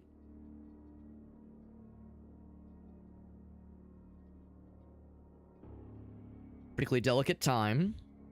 Any information about how the fire began? Forgot about the fire, honestly. Yeah, just right. I know what you mean. Clyde. Yeah, it's just in general. The audio balance is kind of all over the place. But then other things would be kind of quiet, so a little inconsistent. Says I'm working on accommodating the hospital's needs within my mansion. So right, okay, they were separate, and he brought the hospital stuff into the mansion as a temporary holdover. But yeah, you know how that goes sometimes. Do what I can. That's how this happened, and that's how that's gonna happen too if I'm not careful. Swing. Like I'm like trying to. Oh Jesus! I don't know if I've actually seen this enemy type before. No enemy type just dropped. You know what? I'm gonna see if I can bait him. Masterfully. Motherfucker. Fucking drop his ass. Whoops, wrong button. And I will not get too close to the sword fella. No, you fucking don't. What part of no, you fucking don't? Do you not understand, my dude? Oh god, what are you doing?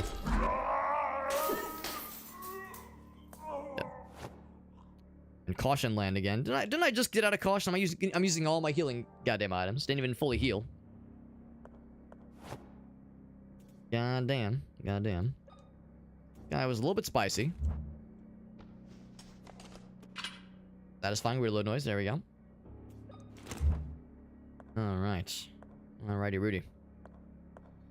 When was my last save? Not that long ago, actually. I saved when I didn't really want to because I was like, this might not be a very efficient save, but I saved pretty recently. I have a sneaking suspicion that's a nudge towards there might be some shit. Might be some shit, especially if I'm low on healing items. I got plenty of ammo. I got ammo out the wazoo, 50 bullets. Or nails, same thing. But, yeah, not a lot of Not a lot of heals. Oh, fuck. Can I just run the fuck away? Don't put myself in a corner. Oh, here we go. Right now, I might have to, like, hit him with the schmoves. Because I'm not sure if ranged weapons are gonna, like, do much for me. Oh, that's a, like, attack from everywhere. Because he's a cheater. Filthy cheater. Ouch. You know what? I'm gonna back up. Oh, he even hits from there? Dude, this man has fucking range. I'm sorry. I mean, he has range. You can't hear me. Oh, fuck. The darkness. All right. You know what? We'll take that as a sign. We'll take that as a sign. I saved really recently. It'll take us no time at all next time to just redo the puzzle. The bolt puzzle thing. That'll take us no time. And it's late, so I gotta wrap it up. I gotta get up extra early for work in the morning. Fucking dudes. New enemy just dropped, fucking like Ivy Spiky Boy dudes. Go for the crowbar. Yeah, it's like that's what I ought to do. In my mind, I was like, in that room, it's like such a close quarter room. I was like, maybe I should just go for melee. And if I'm behind him, I can just game the system. Because like some guys you can kind of stun lock, but yeah, those guys with that that spike that just goes out everywhere, that's a good defense mechanism, unfortunately. But no, this was good. This was good. We got more progress. I got past the main stopping point I was stuck on at the start of the stream, and then with Clyde's generous help and helpful nudges, we got past another stopping block. So when we stream this next, which will hopefully be tomorrow, we'll be able to pick up where we left off and get some more progress, some more momentum. I understand this game isn't like crazy long.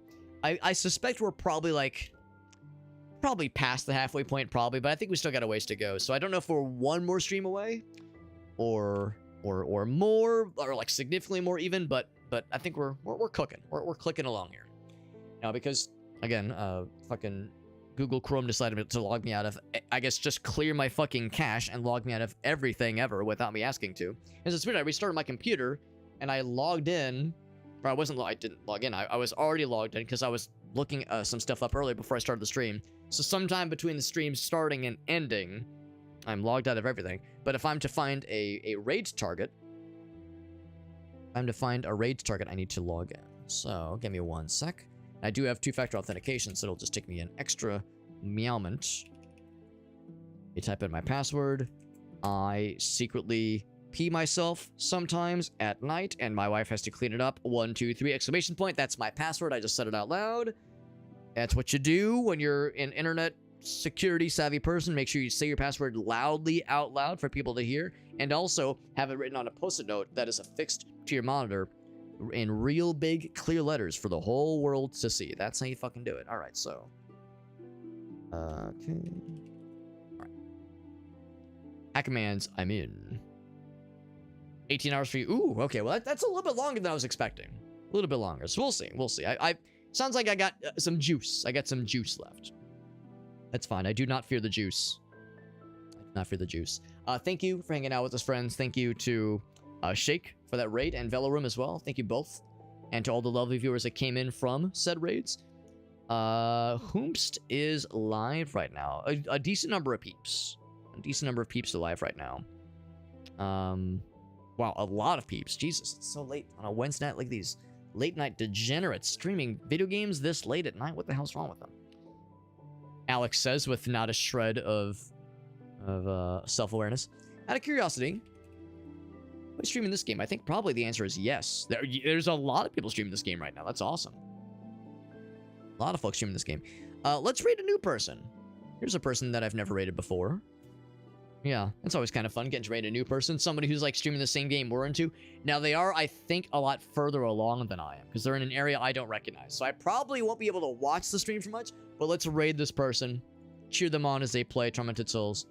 It says they're finishing it. So if you want to avoid spoilers, I guess I'll give the acknowledgement that, like, you know, join in for the raid, sure, but if you want to avoid spoilers, just be aware that we're raiding into a person that's in the near the late game at least.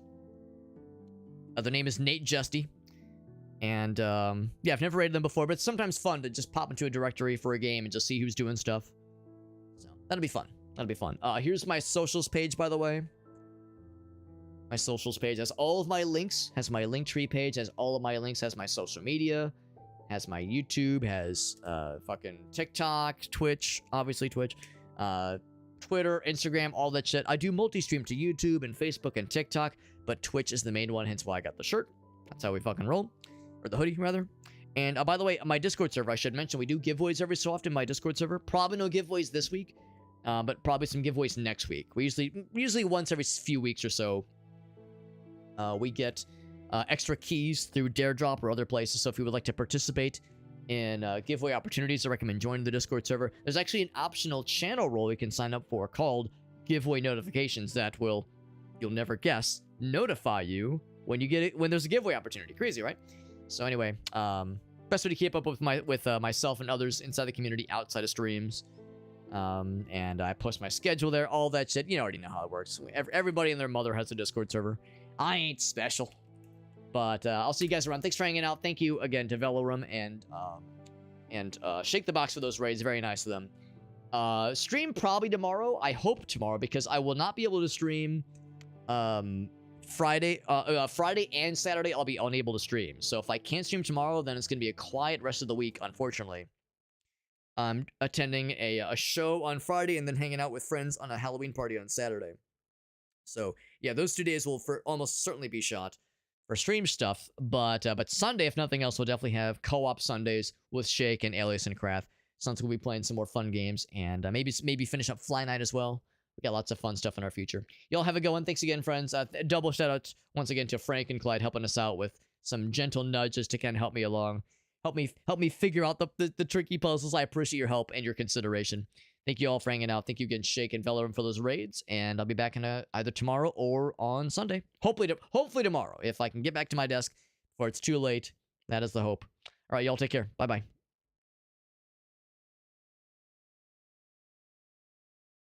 To make those rainbows in my mind when I think of you.